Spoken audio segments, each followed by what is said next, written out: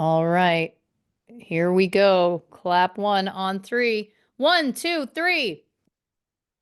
What's up, everybody? Welcome to another episode of True Crime and Cocktails. We're so glad that you're here. As always, I am your host, Lauren Ash, and as always, I am joined by my co-hostess with the mostess, Christy Oxborrow. How you feeling?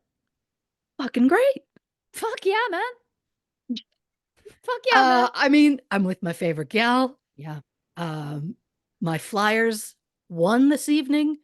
It's Hey. preseason, but it still counts in my heart. Of course. So I'm just like cloud nine, you know? Tell me something good. Yeah. Uh. Oh, I liked that a lot. I like Whatever. that a lot. You know what I mean? Whatevs. It's no Yeah. big deal. I'm a Yeah. singer. I sing. Oh, Did and you we're know I all was in a better for band? it. Do you know I'm in a band? We haven't heard Speaking that in of, a while, which I love. well, and now I'm realizing this is seamless because this episode is coming out October 1st. It And that is. means that my next single is officially on pre-sale. So you Hell can yeah. go, hell yeah, man. You can go onto my bio. I haven't set this up yet, so I'm going to assume click the link in my bio on Instagram, Lauren Elizabeth Ash, and you'll be able to pre-save and pre-buy my next single, Pathological, which I'm so excited about. I'm very excited to share it. It's very vulnerable, very raw. Yes. Yeah, I'll be honest. You know, I was in the thick of it, and Christy was along with me for the ride throughout it. But I was in the thick of it, and then I was like, I got it all ready. I got it ready to go. It's all set up. And then at that point, I went, what am I doing? I was like, this is so vulnerable. Like, what am I opening myself up to? Mhm. Wow. Well, I guess we'll see. Is the point? I guess we'll see. I think it's gonna be great. Listen, I hope so. I hope so. Bit of a departure from what I've been doing thus far. Bit of a departure, bit of a Yeah. different sound. You know, we're experimenting with things, which I think is great. Yeah. Um, and I may or may not be working on an album that's supposed to come out in the new year. Hey. No big D, but a really big D. And so the other stuff we've been working on is also different from this. Like this song was kind of just like its own thing, which I thought was really interesting. And it was like, well, it doesn't necessarily, it may not fit with the vibe of the rest of the stuff that we're coming up with for the album. But Sure. then I was also like, but I also love this song. I was like, I don't want to just not do anything with it. So then I was like, well, guess what? Let's put it out. Give it its own time to shine. Give it its own time to shine. Let it be its own thing. Again, Yeah. it's one of those things where I'm like, it's all ready to go. Like I was like, what have I done? What have I done? This Yeah. is so raw. This is so I just keep saying Yeah. raw. Anyway, Well, baby, you love it raw. I was just gonna say that. Thank you so Yeah. much. But also, October 1st, we're 9 days away from my concert at the Viper Room, which I'm also super excited about, Hey. where I'm not only gonna be playing that single, Pathological, but also another new song that I have written. We're gonna get that going live. So that's very exciting. And you can get those tickets in my bio as well. If you're in the LA area, please come out. You know, the last time I did a show at the Viper Room, I had a Huh. couple fly in for it. No kidding. Yeah. How nice. It's How cool is that? lovely. Yeah. It was so fun. Those shows are amazing. There's also open bar that night from 9:30 to Oh, 10. Open bar. I go on around 11. You're gonna be out of there before midnight. What more do you want? you can't ask for more. No, you can't. I've been poring over what I'm going to wear. Of course. And I'm still not sure, and I'm running out of time.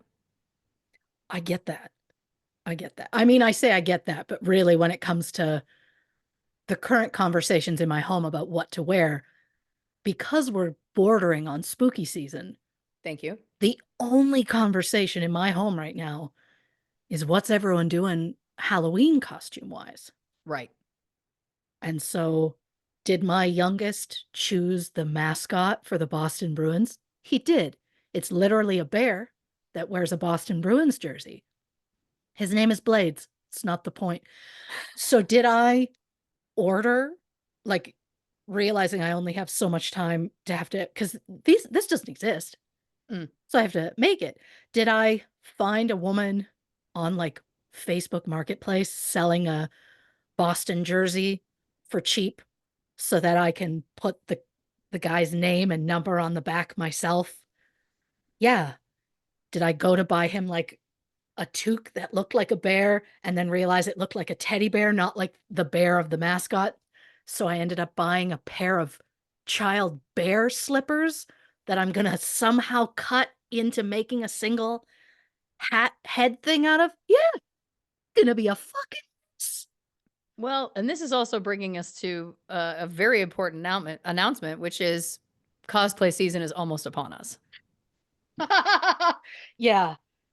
Yeah. Now, if You did tell me one theme at one point, yeah, and then I immediately had an idea and I was cackling about it in my head. And since then I've had about 8 right. different ideas, so I'm no closer than I was to For knowing. those who are maybe new listeners to us, we need to let you know that every year Mhm.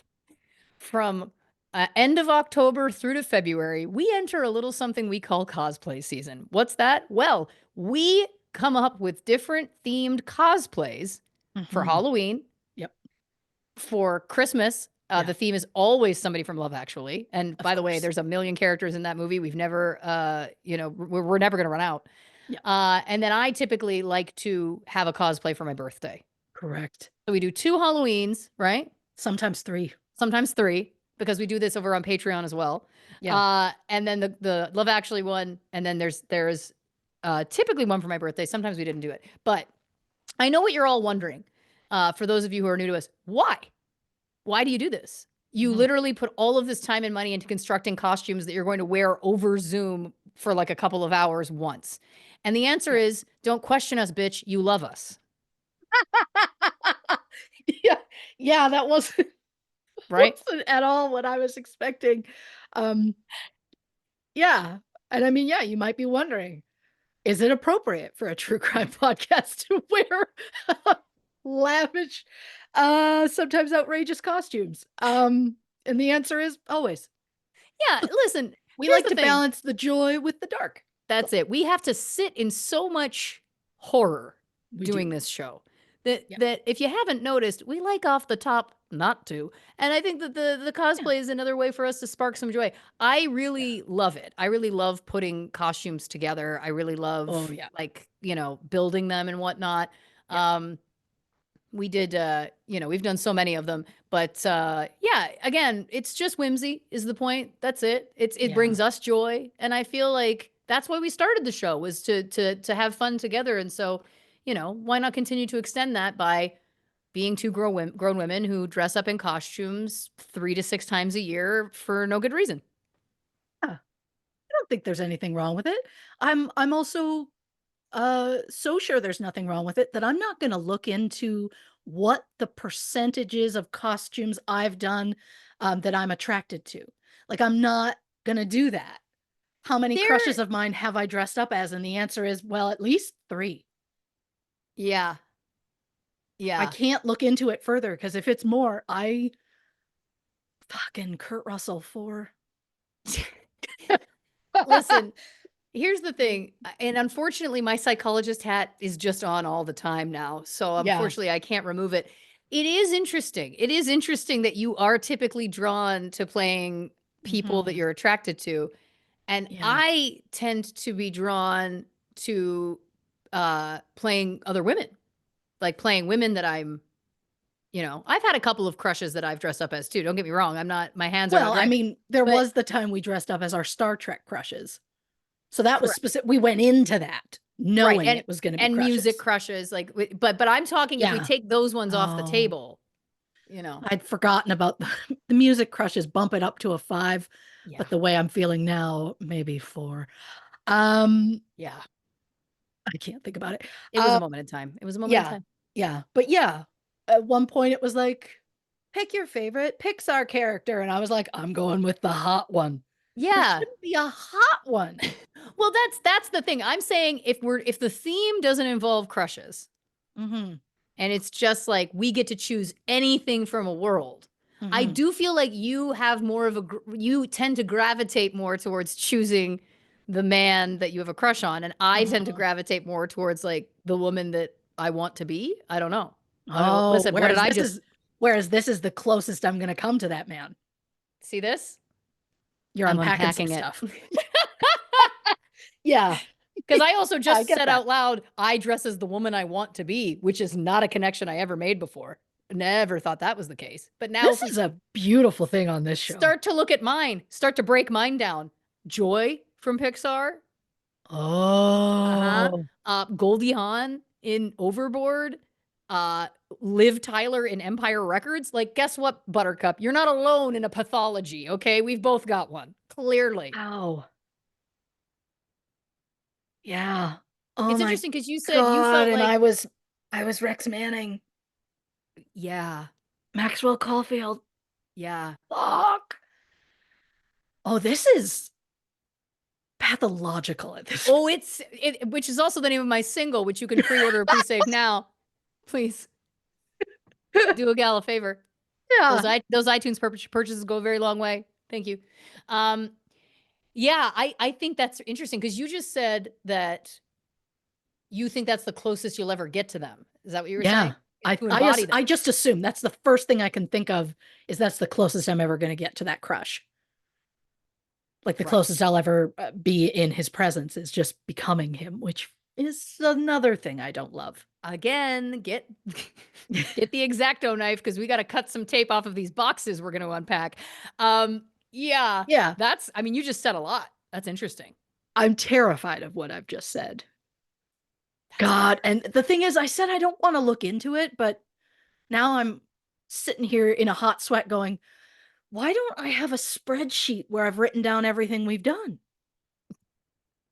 And Specifically for cosplay or just everything we've ever done? oh no, specifically for cosplay. Got it. I am Because I surprised that want you don't to have be that. able to quickly look back and be like, because I have like all the games we've played, so it just makes sense to have. Well, okay, well, I'm gonna write down cosplay spreadsheet Yeah. because I'm just I need to know.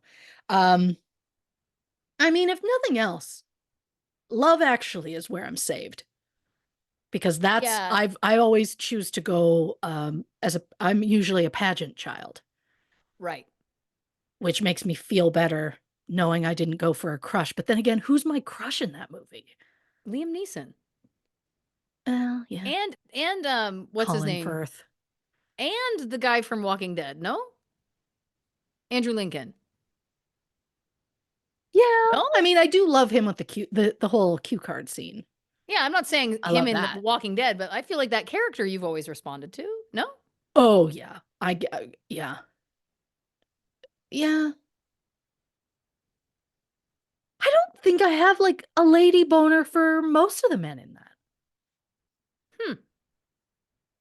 Even Liam Neeson. I would thought that would have done it for you. The love of his dead Um, wife, you know. well, but you know what kills it for me Hmm. is I get they made the joke about Claudia Schiffer, and Right. then that whole bit at the end, I'm just instantly like, oh yeah, Yeah. she's barely in the ground. Yeah. Yeah. But yeah, it's just I don't know. Like that movie is just like love story upon love story upon heartbreak upon love story. Um, and it's yeah, I guess actually Hugh Grant in that is very but again, I'm not gonna dress as those. I want the more elaborate costume. You've And been you're gonna going get for those with the children. right. It is more of a bit. Like it's like Yeah, the first year we did it, we always surprise each other, folks. That's the we other do. layer to this is that we don't know who the other person is going as, and then we film our reveals. Yeah, Um, there's a couple we do know about ahead of time, but like the Love Actually one the first time was amazing because we both dressed as the same thing. Out of a we zillion did. characters, we both chose the little boy dressed as Spider-Man, the little Yeah. spider boy Yeah. in the nativity play. So yeah, I feel like the Love Actually one is also like, what's the thing that's gonna make the other person laugh? You know, what's more It is that yeah. well, and you hit the nail on the head because I was I mean, this is just what my husband's life is like, but whether it's for an episode of the show or whether Mhm. it's for something like cosplay season, I always, without even asking, I'm just like, I'm gonna bounce ideas. I'm just Yeah. gonna keep whatever. And so I told him the one theme we had talked about. And I was like, and it could be just anything from that theme. And I'm like, it's so many options. And I started like, I told him my first one, and he was like, that's ridiculous. And I was like, because that's so funny to me. And I was like, the idea of like that moment, we open the Zoom, we have it covered, and then we open it and reveal ourselves. And the look on your face when I'm dressed as that is so funny to me because you will be like, "What are you fucking doing?" Yeah. And that's the thing I wanna be, is the thing that makes you go, "What is that?" Yeah. And just, like, cackle. That's what I want. And so when I Yeah. was running through ideas with him, I was like, "But is it funny enough?" And then I was like, "Then there's this," but I'm like, "It's just not funny enough." Right. And the one I I chose mean, right out the gate is elaborate, and I yeah. don't know how the fuck I'm supposed to pull it off. I don't have time No. because that's only one of multiple costumes we're gonna do, plus I have to make this now Blade's bear costume, and then which I'm not gonna lie, it's just really the hat that I'm gonna make because then he's wearing brown sweatpants, uh, just to look like the bear legs, right? Of course. I'm not going that far, but, um, my middle child, we were talking about Halloween today, and he's 13 now, so I didn't know he's, like, on the cusp. I don't know if Sure. he gonna go because he wants the free candy and the experience, whatever. Does he think he's too old for it? I don't know. And so I didn't wanna push it. And so then I was talking to my youngest about it, and I was like, "Hey, I got you this jersey. You have to decide, do you want it just plain? Do you want me to try and put the numbers and whatever on it?" And of course he wants the numbers, because Right. yeah.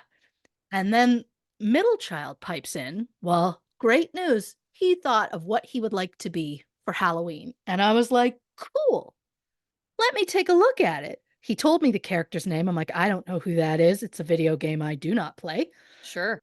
And so I was like, "Cool. What's this character look like?" He wants me to pull this off. Oh my god. Oh my god. Oh, His folks. name is Pathfinder, and he's Uh-huh. from a game called Apex Legends. He is Here's just robot upon robot. here's what I'll say for those who are listening and not watching. Unless this child is going to whittle down his waist to being 4 inches wide and also shrinking his head down to the size of a softball, I don't know how accurate you can be. Oh, yeah, I'm already like, how do I just give him one eye? Like, I can't do the thing if I mean, I did once dress as Leela from my husband and I went as Fry and Leela from That's right. Futurama, and I had the one eye, on the costume, but again, like, I love building it, but at the same time, I think what I love the most is I love to look at something and go, "Okay, what can I use that might be unconventional to make this thing?" And then going to a dollar store so that you don't Right. spend too much money and all of that kind of stuff to make these things. And so now it's like I've got to build 3 costumes for myself plus the 2 for them. Plus, if I get around to it, do my regular job. So it's like I don't maybe, and this is just off the top of my head, maybe elaborate's not the way to go, but elaborate's what's going to make you laugh. And it's here you go, psychologist hat. That's my goal in life is the idea if I make you laugh, then I'm like, well, then I've really hit it. Now you're gonna make me cry. No one knows and does humor as well as you. God bless you. That's so I'll say it. sweet. I'll say it. And so I'm like, if I Thank can you. make you laugh, I mean, that's like me getting an Oscar. Wow. Yeah. That's high praise. Which is why I'm like, I need to go, which is why, partially, I was fucking Buzz Lightyear with my face shoved in that thing. Oh my god. I mean, It this really was is classic. it's just because I want that instant reveal that you're Oh, like, "What has she done?" yeah, And there's just so many options. We're also gonna have to nail down those for sure themes so that I can start buying pieces. I don't know, because that's my problem is I buy the pieces so fast, and then it's like, "Am I gonna use them or not?" I don't know. yeah. I hear you. I don't know. I hear you. The next month of my life is building costumes, really. Yeah, you're kind of like, yeah, it's almost as though you're working in, like, the special effects department or Yeah, costume department of a show. Feels like this is yeah, just gonna be your this is what it yeah. is. Oh, this is it. Yeah, this is it. But I do have I do have a fun Halloween related story for you. Please If we're going to speak spooky season, speak spooky. speak spooky. So my 13-year-old is getting to the point where he wants to watch scary movies. Right. He wants to like dip a toe in, see what that kind of thing is, because he loves a ride that's gonna like drop him or something that like he loves the fun scare. Whereas I'm like, get the fuck out, not my thing. Right. Fine. So he went to a sleepover the other day and they watched A Quiet Place. And he was like, I'm ready. I want more things. I want to watch scary movies. So that same group of boys that did the sleepover are like, we're going to go to so and so's house. We're going to have a scary movie night, whatever. And so I'm like, what's scary movie to you? Yeah. Because like that could be anything. And so he starts listing off all these movies and he wants to watch the Scream movies. And I'm like, Scream is my wheelhouse. I love that series with all of my soul for whatever reason. I don't, Skeet Ulrich. Skeet Ulrich. Yeah. Doesn't Yeah. matter. The point is, We'll see you dressed as so him very soon, I'm sure. this, I mean, please leave the psychologist hat on because I already know, but I saw somebody probably on a TikTok that had a shirt of Skeet Ulrich from the first Scream, and he's covered in blood and he's like licking his hand. And I've never been more viscerally attracted to a shirt. I've never been viscerally attracted to a shirt. That was the moment. Yeah, It was, if you were finding yourself yeah. viscerally attracted to shirts, then we would have to have a more of a offline conversation Maybe potentially. not with the people. So yeah, so we're talking about all these scary movies, and we're listing off like things that maybe he'd be interested in, and he's telling us things he would be interested in. And the whole time we're having this conversation, my 8-year-old is in the room. Not a problem. We don't even think he's listening. So we're listing off all these movies, and my 8-year-old goes, "Oh, I saw the movie It," and we went, "It? The one with the clown?" And he went, "Oh, I think so." And we went, "Where did you see this movie?" And he's like, "At school." And I'm like, "What are you talking about?" And he's like, "Remember last year we had that movie day and you sent popcorn and Skittles to school for the movie day?" And I was like, "Yeah." And he's like, "Yeah, we watched It." And I was like, "You absolutely did not." And this is the moment in time, dear people, where maybe a less mentally put together lady might immediately email the teacher and be like, "Oh my God, what did you guys watch?" But I was like, no, no, this is a misunderstanding. It has to be. There is no way. So it's suddenly now my 13-year-old, me and my husband, and we're Googling. We're showing him pictures of Pennywise. We're like, "Have you seen this clown?" And he was like, "No, I don't think so." And we're like, "Okay." Then you didn't see it, So bro. then we're like, "What's It? What's something close to It that it could have been?" And I'm like, "Oh my God, there's that movie about imaginary friends called If with Ryan Oh, Reynolds." So I'm like, "I'll bet that's it." So I'm like, "Is it If? The one with Ryan Reynolds in it?" Because of course kids know who Ryan Reynolds is just by his name. And he was like, "No." And so I look up the Steve Carell monster character, whatever in it, show him a picture. "Have you seen this monster?" And he was like, "No." And so I'm like, "So it's not it." And we're like, "What movie did he watch?" I'm like, "Did it have a clown in it?" He's like, "Maybe." I don't know. And so we could not figure it out. So we're like, whatever, we have to let this go. About they go downstairs. About 20 minutes later, my 13-year-old comes upstairs and he goes, "I figured out his movie." And I'm like, "You wouldn't let it go." And he's like, "No, I just kept Googling and going through movies." What was the movie he watched at school? E.T. oh my word. And so I was like, "Oh, Et. I see how you got there." There mentally, he might Wow. have just like seen the thing and was like, "Yeah, that could be it." But just nothing stopped us faster than an 8-year-old saying, "Oh, I've seen it." That's so I'm like, funny. "It?" God, but Also, it I was would also also, argue though, I found ET extremely traumatizing when I was that age. oh, well, I said to my husband, I was like, I haven't seen it since I was a kid, and I have not been interested in going back because I'm worried because I remember being terrified. And so I'm like, "Oh my God, was it like Scary Clown to him?" And so we're like, "We're talking scary movies?" "Oh, I watched that." And it's like, "Oh my God, you watched Well, Poor obviously, yeah, E.T. you're right. He must have thought that it was scary. So to him, he was watching a horror movie at school. Well, it is a horror movie. That run out of that film is traumatizing. When E.T. turns white, like he's dying? Oh my god, I can't. Well, he has the same teacher again this year, so I'll have to maybe send an email before they do another movie day to be like, maybe don't on the ET. But Yeah, E.T., I don't know, that's an yeah. interesting choice. I feel Yeah. like, did you know that apparently when they were making that movie, Steven Spielberg was committed to making everybody keep up the ruse that E.T. was real for Drew Barrymore Oh boy. I because don't she know if was a that's the little move. kid. Right. And so it's interesting because it's like, so they went out of their way to like make her believe that he was real. Right. And I'm like, is that better or worse? I can't figure that out. Because part of me is like, maybe it would be better to tell the kid that it was a puppet. Yeah. Yeah, that's probably better than to make her think it's out there walking around. Yeah. Yeah. Yeah, look, I don't know. I'm just really relieved we got to where we got to. But that's the joy of children because they're going to Right. tell you one thing and they actually mean something completely different.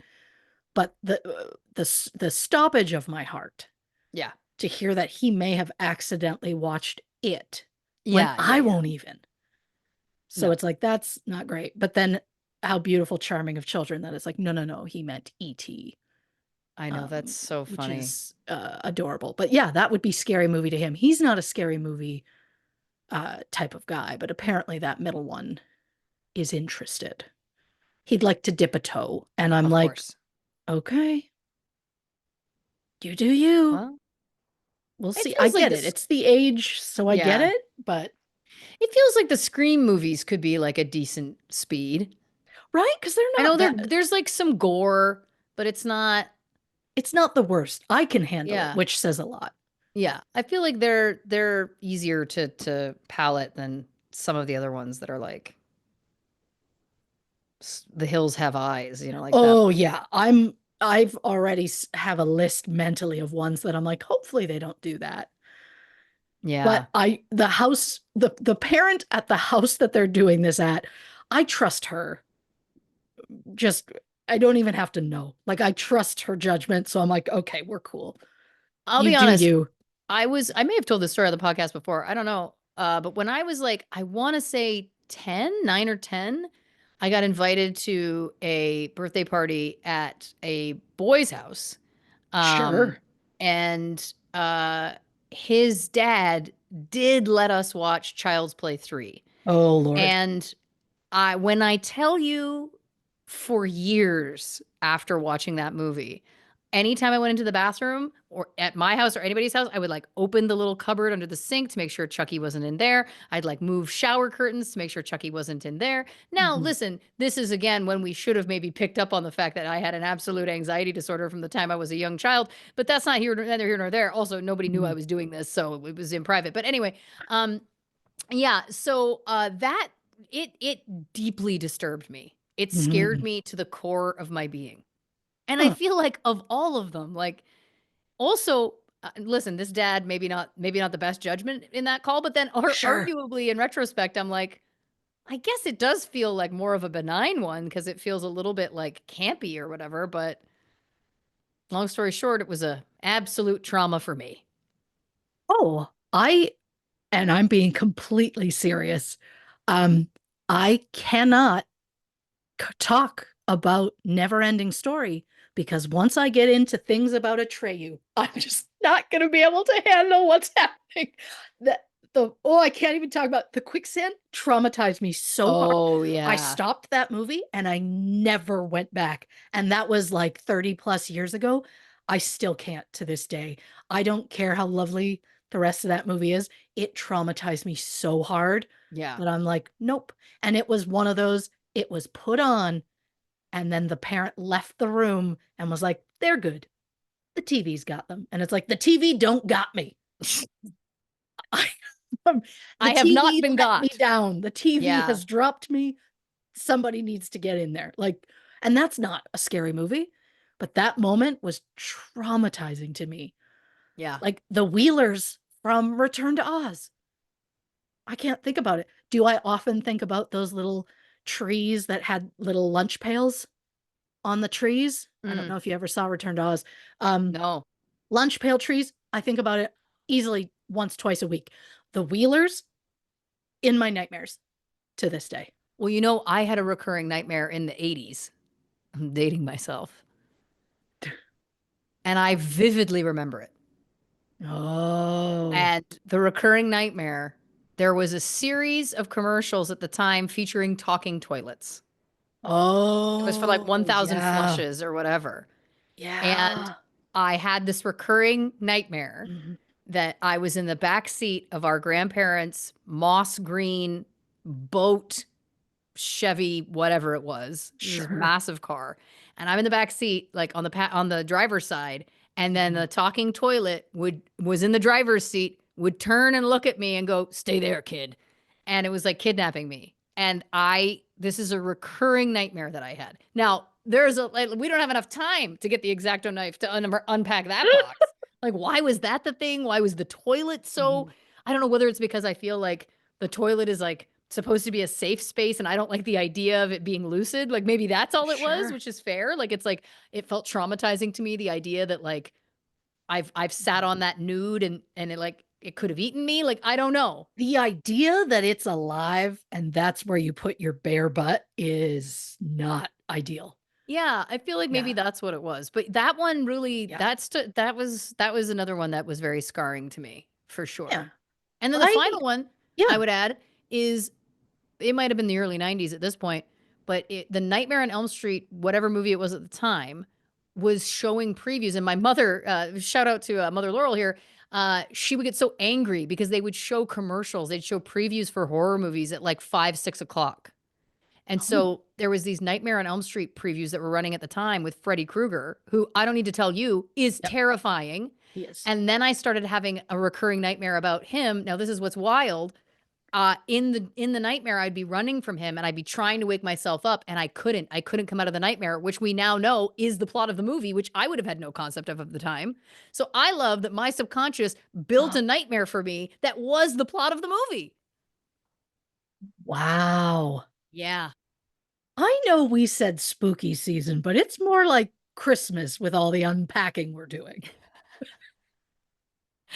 Oh my God. Well, listen, Yeah. on that note, Yeah. what you drinking over there? I'm almost done a Pepsi Slurpee because How beautiful. we hopped on here and then gabbed a bit. We did. And then We it had a was bit of like, a shit, chat. it's running late. We should start the show. Wrap it up. Wrap it up, Yeah. ladies.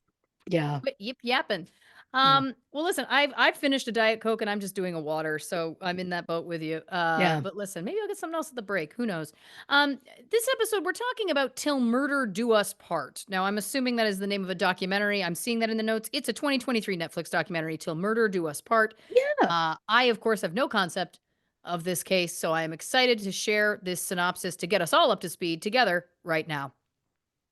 In the winter of 1985, Derek and Nancy Haysom were brutally murdered in their own home. And while police initially struggled to find a suspect, they soon zeroed in on the Haysom's 20-year-old daughter, Elizabeth, who claimed to know nothing about the crime.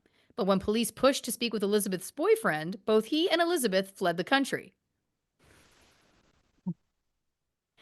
It's a tale of young love, featuring a couple eager to protect each other at all costs. Did Elizabeth kill her parents to be with her boyfriend? Did her boyfriend kill the parents to protect Elizabeth? Or is it possible that the couple committed the murders together with the arrogant belief that they were smarter than the police? Christy Oxborrow investigates. Everything I wanted. Well, for those who are wondering why I changed my tone partway through, there was a little direction in here, which was bracket your Keith Morrison moment. So that was as close as I could get. Ring a Like ding ding. I think you nailed it. Again, it's nice to bring a little light into the dark that is the A subject hundred matter of our percent. show. The second I wrote down it's a tale of young love, I was like, get Oh, I and I was love like, it. "No, just make the note so she knows where we're going." Oh, I don't even know anymore. So, hmm, it's also to go from something like that to disclaimer. You know what I mean? It's the shift from that that's always difficult. I'm also still thinking about Neverending Story, and that shot is in my head when I close my eyes. So disclaimer. This episode will contain mentions of suicide and child sexual abuse, so trigger warning for those who need it. On April 3rd, 1985, police were called to 2318 Holcomb Rock Road in Lynchburg, Virginia. A friend of the homeowners was concerned that she hadn't been able to get a hold of the couple for several days. The front door was locked. There was no sign of forced entry. The porch light was on, which seemed odd because it was daytime. And the homeowners' vehicles were in the driveway, but no one was answering the door. When police entered the home, they found what was described as a grisly scene. There was blood throughout the kitchen and dining room. There were two victims who had clearly suffered a brutal attack. Police believed the bodies had been there for multiple days. The victims were quickly identified as the homeowners, Derek and Nancy Haysom. Derek William Reginald Haysom was born March 1913 in South Africa. In 1945, Derek married a woman named Elsie. They had three children, Varian, Julian, and Fiona. The marriage ended years later, and in 1960, Derek married a woman named Nancy. Nancy Astor Langhorne Benedict was born July 1932 in Arizona. In 1952, she married a man named Patrick. They had two sons, Howard and Richard, before divorcing a few years later. It was never said specifically how they met, but at some point, Nancy and Derek meet and they get married in South Africa in 1960.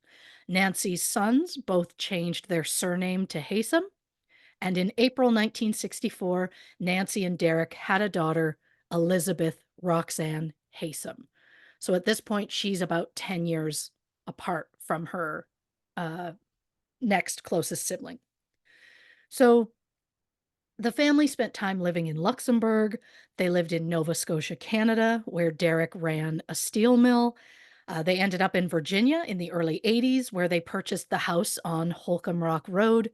The house was described as modest, was the place where Derek and Nancy were going to spend their retirement. The place had a swimming pool and a tennis court. Oh, So wow. I don't know how modest it really was, but Derek and Nancy were well known socialites.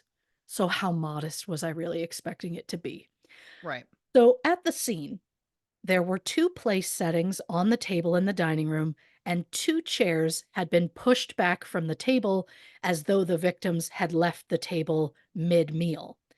Nancy's body was found in the kitchen. Her throat had been cut, and she had been stabbed 6 times. Nancy Haysom was 52 at the time of her death. Derek's body was just inside the doorway of the living room. His throat had been cut so severely that he was nearly decapitated. Oof. He was stabbed 36 times. Derek Haysom was 72 at the time of his death. According to the autopsies, both Nancy and Derek's blood alcohol levels were about 0.22, which would be obviously depending on height and weight, would be about 6 or 7 drinks each. I'm not mentioning that for the sake of shade. They were legal adults, more than welcome to drink as much or as little as they want. I'm only bringing it up in the hopes that maybe it can help to answer the time of day that the attack occurred. They were obviously in the middle of a meal.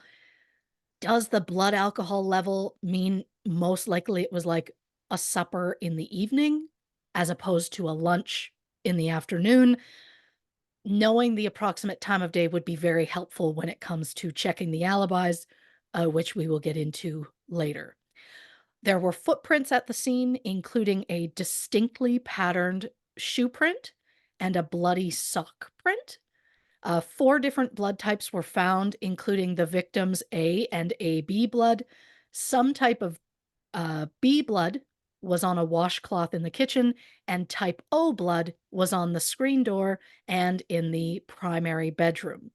There was also blood in the bathroom, and the documentary suggested that the killer possibly had a shower.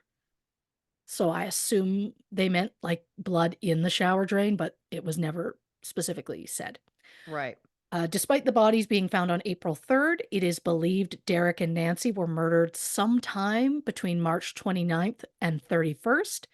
Nearly 20 investigators were working the case, but they struggled to determine any kind of motive or find anyone who would want Derek and Nancy dead. Since money was found in the home and nothing appeared to be taken, that kind of takes the motive of robbery off the table. Right. When the lab looked at photos taken at the scene, they pointed out that they believed there were signs of a possible satanic killing. They claimed that a V had been cut into Derek's chin and that the blood smears on the floor looked like 666. Obviously they don't show the picture of his face, but they show the floor, which I will post on our socials. Um, you can kind of see what they were going for, but it also they were reaching Right. at best. But again, this was early 80s, the peak moment in time of the satanic panic. Not to mention the police had no leads. They were grasping at whatever straws they had. But then they were given a suspect that specifically had a motive of revenge. Oh. So Julian Haysom and uh, I was going to say buckle up, but then I was also going to say hold on to your butts. So I almost said buckle your butts. I like that. Well, buckle your butts because this was not in the documentary. Okay. So Julian Haysom, one of Nancy's sons from her first marriage, was engaged to a woman whose name was never released publicly. So for the sake of any confusion, I'm just going to give her a name. I'm going to call her Lisa, just so we Okay. have a name to stick with. So Julian and Lisa get engaged on Christmas Eve, 1983, and then they broke up the following August, 7 months before the Haysoms' deaths. Apparently, Julian was the one to end the relationship, which was said to be incredibly disappointing to his parents.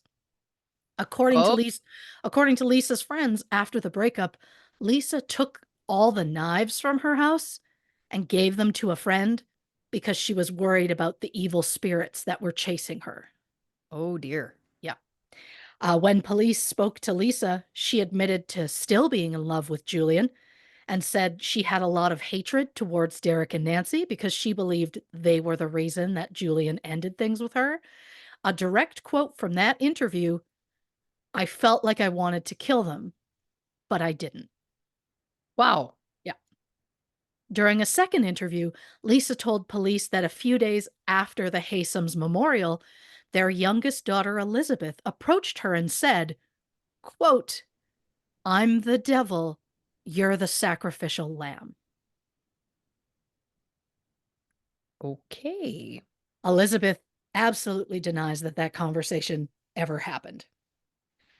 But in this same interview, Lisa said she believed Nancy Haysom was a practicing witch who was trying to tempt Lisa away from her Christian beliefs. Her quote was, in a sense, she was my enemy. Now, I am not justifying what Lisa said. It should be noted, though, she had a history of mental illness. Hmm. I don't know what specifically, but it's not my business. I'm just saying I don't know what Lisa was battling privately at the time. What I do know is that Lisa and Julian were together for some chunk of time. Then they were engaged for 8 months, and then they broke up. And somehow, in the 7 months between their breakup and the Haysoms' murder, Julian met and married someone else. Whoa. Yeah. Now, would that be enough to push someone to say the kind of things that Lisa said to the police? Absolutely. Could it be enough to push someone to murder? Also possible. But I think if Lisa was that angry, she's going to go after Julian and his new wife. I don't think she would choose to go after his parents unless she's Right. angry at the parents because she's like, that should be me. Right. Or if it But was like a mental break. true. Yeah. It just feels like, yeah, I don't know. Well, surprisingly, the police were pretty quick to take Lisa off the suspect list. And that is likely because they already had their sights set on someone else. Of course. I also need to believe they did their due diligence and like checked alibis and stuff. I hope so. We have to hope. So, in her first interview with police, Elizabeth Haysom described Lisa as a sweet person. But suddenly, in her interview, like a week later, Elizabeth kind of changed completely and started saying Lisa was unstable. Her parents were embarrassed about the entire situation, and they were, quote, worried if and when Lisa would freak out.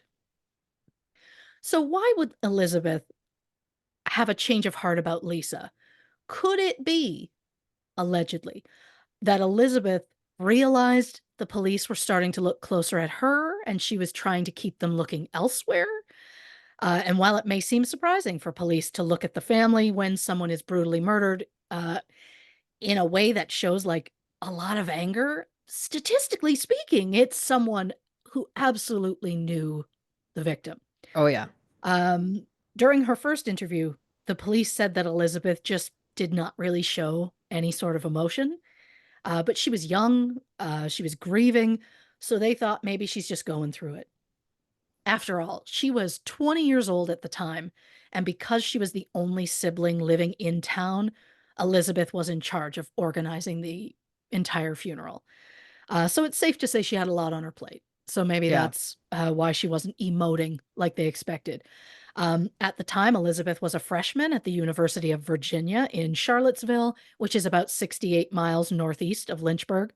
When asked about her whereabouts on the weekend of her parents' murder, Elizabeth said that she and her boyfriend, Jens, rented a car and drove to Washington, D.C. on a whim to do some sightseeing. They arrived on the Friday and returned to Charlottesville on the Sunday.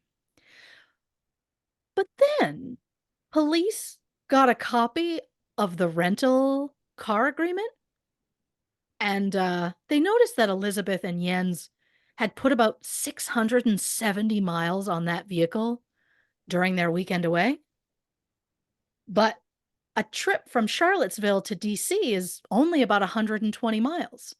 So their trip should Mhm. have been closer to like 240 miles. Interesting. Even if you add in extra miles for just like driving around, you're still not going to add another 430 miles to your trip. However, if you take that rental car and drive from Charlottesville to DC, then from DC to Lynchburg, back to DC, and then DC to Charlottesville, well, that total mileage is just over 600. So now we're a lot closer to what mileage they actually put on the car. When Elizabeth was asked about all this extra mileage, she claimed, well, they got lost a few times on their way to DC. And as someone who once got lost following a very detailed Google map and somehow managed to accidentally direct Lauren into another state, I don't have a leg to stand on about getting lost in a vehicle. However, according to police, the drive from Charlottesville to DC is literally just a straight shot. Mhm. So they believed there was no way anyone was going to get as lost as Elizabeth had claimed. So, if police are suspicious of Elizabeth, what would her motive be to kill her own parents? Well, Elizabeth grew up attending various European boarding schools including places in Switzerland and England.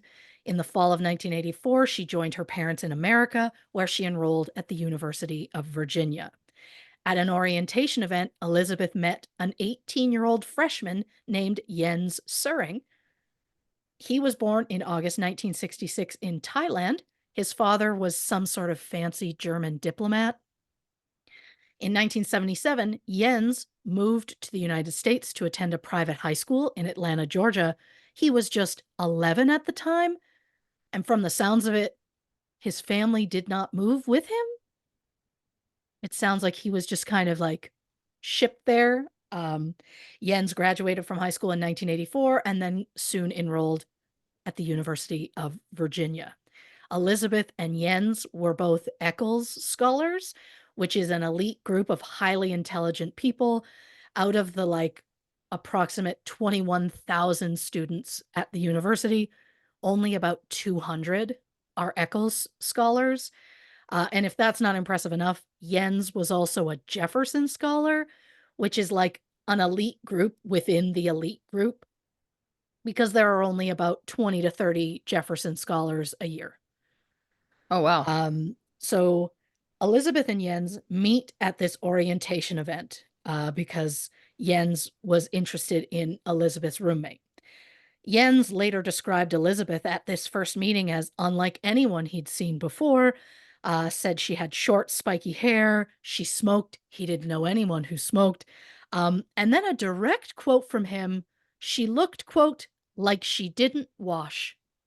Mm, oh, Yeah, real charmer.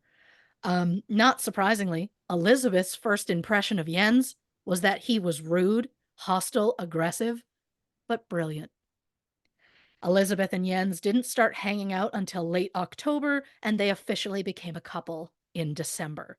Elizabeth's friends were very surprised that she and Jens became a couple because they seemed like total opposites.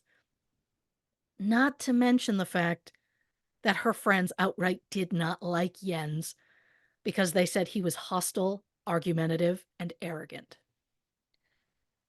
mhm. So Jens seemed to have a much more sheltered existence than Elizabeth. Um, she had told him stories about her experiences in boarding school, like all the times she did heroin, or when she ran off with her girlfriend and they traveled Europe for a year and a half. I don't know how accurate either of those stories are, but Jens and Elizabeth were very drawn to each other because they both felt like outsiders and both considered themselves foreigners at the university. Right. So, over the Christmas break, Elizabeth goes home with her parents to Lynchburg. Jens is visiting his family in Detroit. So, they wrote letters back and forth. And I can only describe them as over the top in the way that only young love can be. Keeping in mind, at this point, they'd been together less than a month. Like, I think their first official date was like 2, maybe 3 weeks at the very most before these letters started rolling in. So, Elizabeth sends one that says, quote, "I love you selfishly and I love you with pain." Yeah, that's off-putting. He responded with, quote, "I do love you more than I've loved anybody, and I love you differently than I've ever loved anybody before." And to further add to the intensity of their new relationship, in a letter, Elizabeth told him, quote, "For 10 years I've been despising myself, and you changed that." He responded, quote, "You propped me up just as I was about to go under." They both spoke about how unhappy they were with their families. Jens wrote, quote, "In a real sense, we are the victims." Yeah. Okay. So just a lot of emotional bonding was going on between them at the time. When police interviewed Elizabeth for a second time in April 1985, it was the day after her 21st birthday. She tried to explain the extra miles on the rental car by saying they got lost. Police did not buy it. Elizabeth fully cooperated with them. She gave them fingerprints, footprints, even a blood sample. When they asked to speak to Jens, who, was conveniently never home every single time the police stopped by, Elizabeth said she'd tell him to contact them. And he actually did, 6 months later. Wow. Yeah. During his interview, Jens said, quote, being German, I don't like police. Okay. hmm When asked about his whereabouts that weekend, Jens gave the exact same story as Elizabeth. They were sightseeing in DC. He said they saw a few movies, including a 10:15 p.m. showing of the Rocky Horror Picture Show. When police asked Jens for fingerprints and footprints, he said he had to think about it. He said, quote, I feel very threatened by the idea that it could have potential effects on my family, on me, and on my future. He told the police he'd think about it. And I'm being um I guess very trusting of the police. But like when you're asked for fingerprints to exclude you from a suspect list and you say no because the prints could incriminate me, that just feels a little bit suspicious. Doesn't it? But what's more suspicious is that just days later, Jens and Elizabeth fled the country. When police arrived at Jens' dorm, his roommate handed the officers a letter that was specifically addressed to them. For the sake of time, I'm not going to read the entire thing, but just to give you an idea, um, quote, I assume that you will be very excited by now, which is why I hate to disappoint you. Well, that's not exactly true. I get that he was only 18 at the time, but what an arrogant prick. Yeah. Another quote from that letter. From what Liz has told me of what you discovered, I can only say that I am incapable of such a thing. I do not have many friends, but I think they will substantiate this and my long standing dissatisfaction with my life here. As though his dissatisfaction in life would anyway prove he wouldn't commit a crime. Right. Like, okay, why even bring that up? I hate it here. So obviously I'm not going to kill, so I'm stuck in jail here. Like, well, that's not how that works. Yeah. Elizabeth also left a letter. It was addressed to her family, and it simply read, quote, I must follow and support Jens. Hmm. So the couple traveled separately to Paris. They met up and then traveled to Luxembourg. Their plan was to travel to Thailand, where Jens was born, so he could get his birth certificate, and then they'd get married and get new Thailand passports. Um, uh, what for whatever reason it didn't work out, so they rent a car in Luxembourg. They decide they're just going to drive through Europe. But when they got to Bulgaria, they were told, "Well, you need a visa to come in here." So Elizabeth has to literally turn around in the middle of the road at the border. She swerves onto the shoulder, blows a tire. The car goes into oncoming traffic. Long story short, they had to have just a brief stop in traffic court. Oh my God. And that was the moment they went, you know what? Maybe we shouldn't drive. So they chose to fly for the rest of their journey.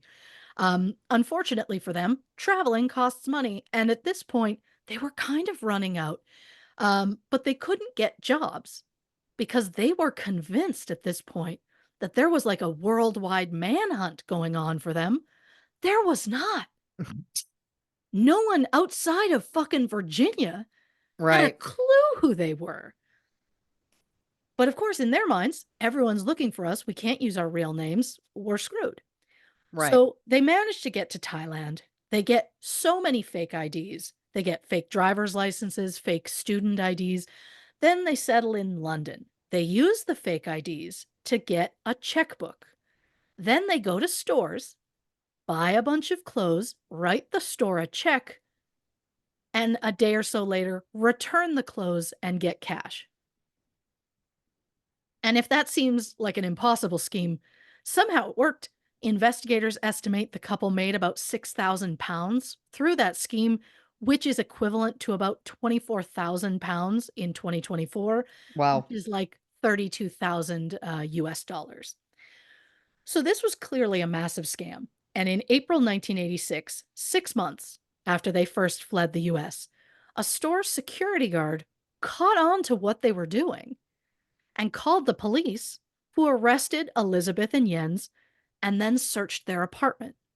Investigators found a pile of letters that the couple had written to each other in the first few months of their relationship, but at this point, the London police had no idea that anybody was looking for these kids.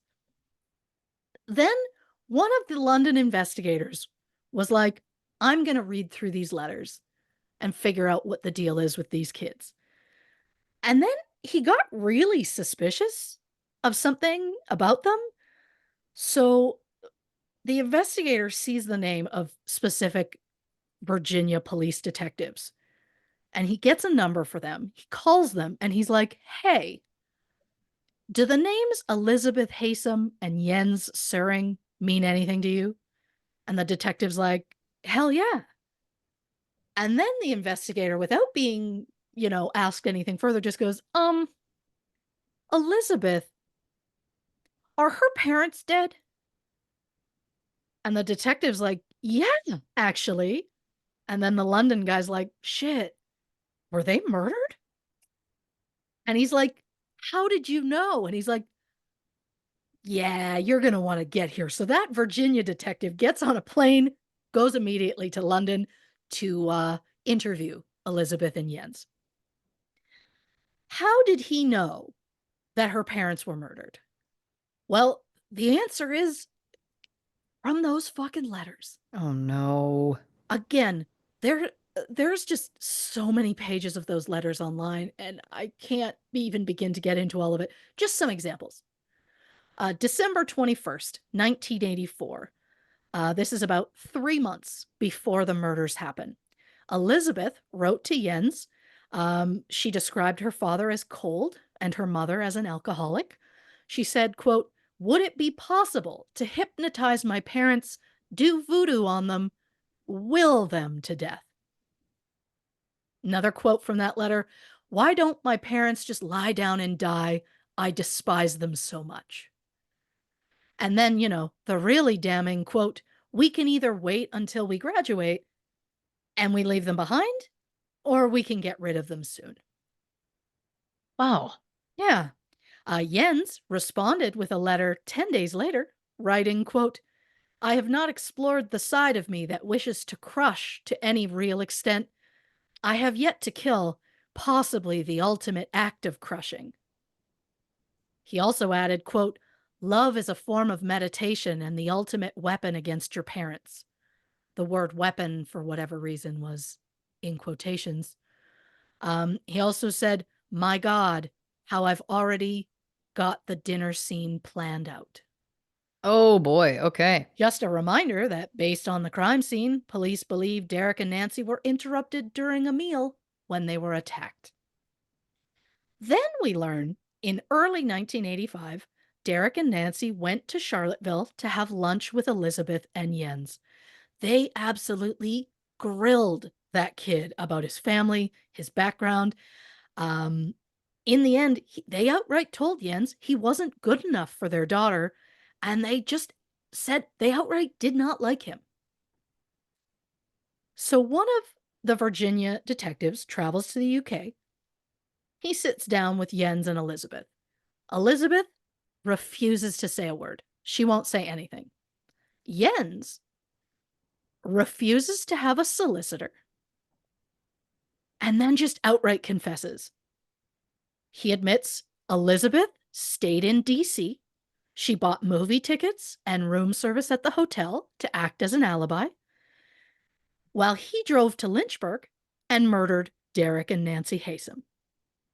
He gave very specific details of the crime, including Derek answered the door, the three of them had drinks together, and then the attack happened. Jens claims that they started to argue. Derek threatened to have Jens expelled from university just so that he'd get away from their daughter. Jens says he got up to leave, but Derek slammed him against a wall, so Jens pulled out a knife and stabbed Derek in the neck. Derek started yelling. Nancy came at Jens with a knife, so Jens wrestled her to the ground and slashed her throat. Jens said that when the attack was over, he took his clothes and the two knives tossed them into a dumpster at the end of the road. He then noticed he'd cut his hand, which is something that will come in later. He went back into the Haysom's house, swirled the blood near Nancy's body to hide his footprints, washed his hands in the bathroom, wrapped himself in a sheet, and then drove back to DC, which is like a 3.5 hour drive.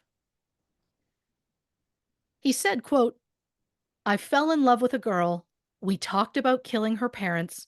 I drove to her house and killed them. I got caught. Very matter of fact.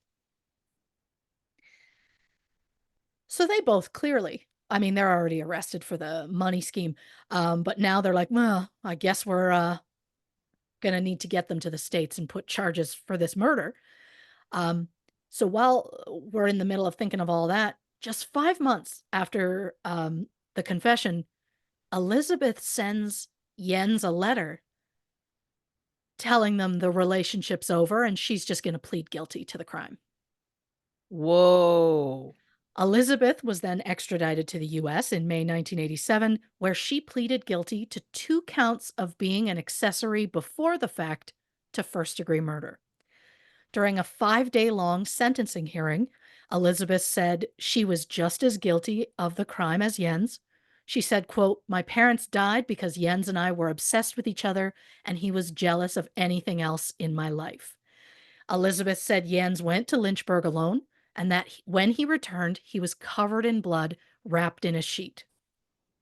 She said while he cleaned himself up, she went down to the rental car and cleaned all the blood out.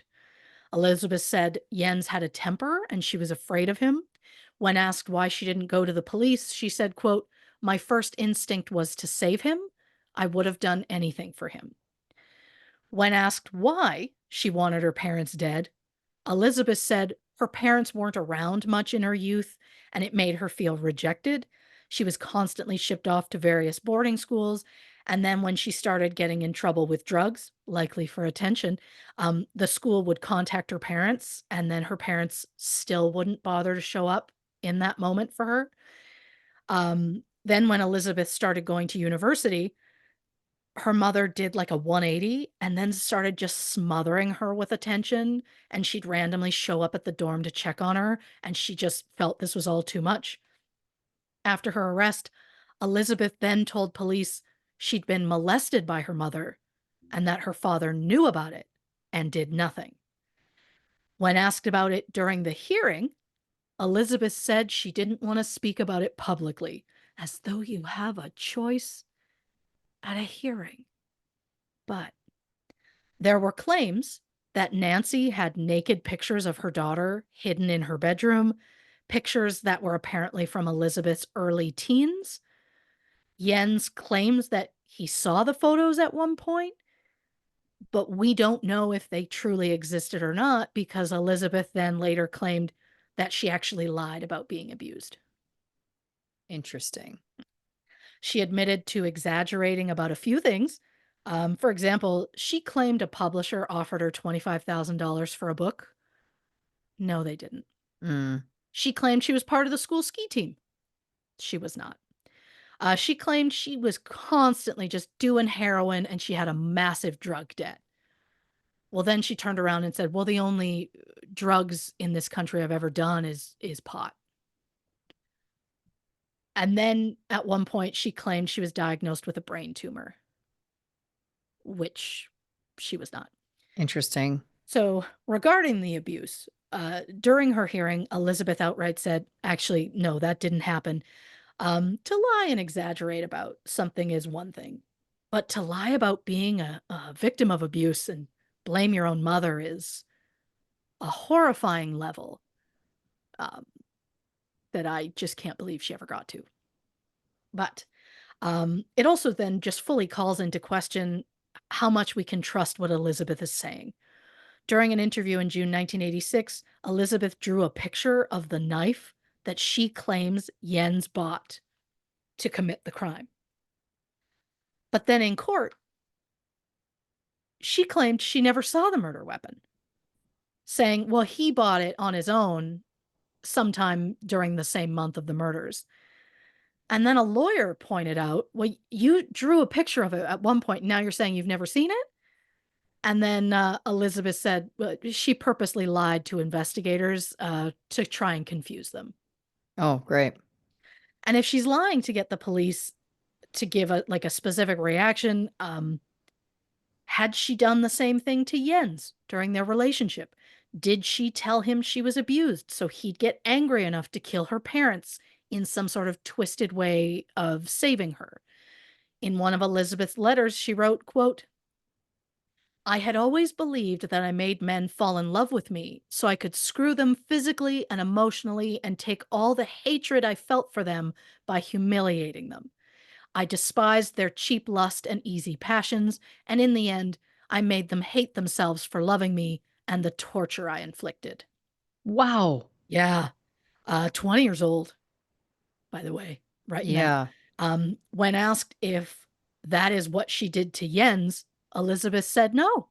She admitted she did manipulate Jens, but that he acted of his own free will, and that, quote, I never thought Jens would kill my parents. Girl, please. You didn't think he was going to kill your parents. Then why did you set up a big, elaborate alibi with movie tickets and room service? This was clearly pre planned, but I'm getting ahead of myself on my thoughts. And speaking of that alibi, Elizabeth claimed she bought the movie tickets, but didn't actually go see the movies. Instead, she bought the tickets and then went to a bar to buy drugs, which sounds like something a terrible undercover cop would say. But again, this is Elizabeth claiming drugs were involved and then turning around and going, no, they weren't. It's almost like she wanted to use drugs as her excuse in case she got caught. And then she realized her drug stories were making her look bad. And so she tried to walk it back, but it didn't work out. And while Elizabeth proved more than once that her testimony wasn't exactly trustworthy, there were moments when it was clear she did tell the truth. She described Jens as obsessive and jealous. And look, he was a nerdy 18-year-old who just got his first girlfriend. So obsessive and jealous doesn't surprise me. I'm not justifying it. I'm just saying I'm not surprised. An example shortly after her parents were murdered, Elizabeth started spending a lot of time with her siblings, and Jens wrote her an angry letter claiming that she was spending too much time with her family. The letter included the line, quote, I didn't do this for your brothers to take you away. Didn't do what exactly? Interesting. The murder or fake the alibi? Mm. We don't know exactly. But throughout her hearing, Elizabeth did take partial responsibility for the crime, but she was adamant that Jens was the killer. Elizabeth's brother Howard testified and said he believed Elizabeth was at the house at the time of the murder. He said she deserved, quote, the severest penalty possible. And in the end, Elizabeth was sentenced to 45 years for each count, with the sentence to run consecutively, meaning 90 years in prison for accessory. Um, but Elizabeth didn't protest. She didn't put up a fight. She didn't anything. She heard the sentence and she said, yeah, I deserve it. Good. So Elizabeth, off to jail. Jens, at this point, is still in a prison in the UK Whoa. because Virginia investigators were trying desperately to get him extradited to the States, but his lawyers said that sending Jens to a country that has the possibility of a death penalty is a violation of his human rights. Wow. Wow. Wow. It wasn't until the US agreed to take the death penalty off the table before the UK was finally willing to extradite Jens to the United Wow. States. And when he was sent, Jens was shocked. He truly believed that he was just going to be extradited to Germany where he'd probably be tried as a minor and given a sentence of less than 10 years. And that's because of a little thing called the 1961 Vienna Convention. It gives immunity from most criminal and civil prosecution to a diplomat and their household. And Ah, since Yen's father was a diplomat, he thought that would cover him. Not in the case of murder, bud. no. Once Yen realized he's getting sent to the US and he's going to be tried as an adult on 2 counts of murder, he immediately retracted his confession. And now he said he was the one that stayed in DC and Elizabeth was the one who drove home and killed her parents. So, June 1st, 1990, Jens finally goes on trial for the murder of Derek and Nancy Haysom. It was the first major trial in Virginia to be broadcast on TV. Jens' lawyers really pushed the idea that Elizabeth manipulated him. Most of it was like, well, she was an older woman and he just didn't know any better, this young kid. To that I say, manipulation or not, Elizabeth was only 2 years older than him. Yeah. She wasn't like 30 years older than him. Yeah. Also, he's 18. He should know that murder is wrong. He's Yeah. not a toddler. Saying Elizabeth is 100% to blame, I just don't believe that. And look, I'll be honest with you, the trial was long and a real gong show. So we're going to hit the highlights because my God, it dragged. So Elizabeth testified against Jens. The way he watched her in court, like just the staring into her soul, and she would not make eye contact with him in any way. I was uncomfortable, Yeah. and I wasn't even there. You know what I mean? Yeah. Um, so she testifies that he was the mastermind behind the entire thing, and he acted alone. She said she was just the alibi, nothing more. Yen said, quote, "Somehow part of me was hoping she would tell the truth."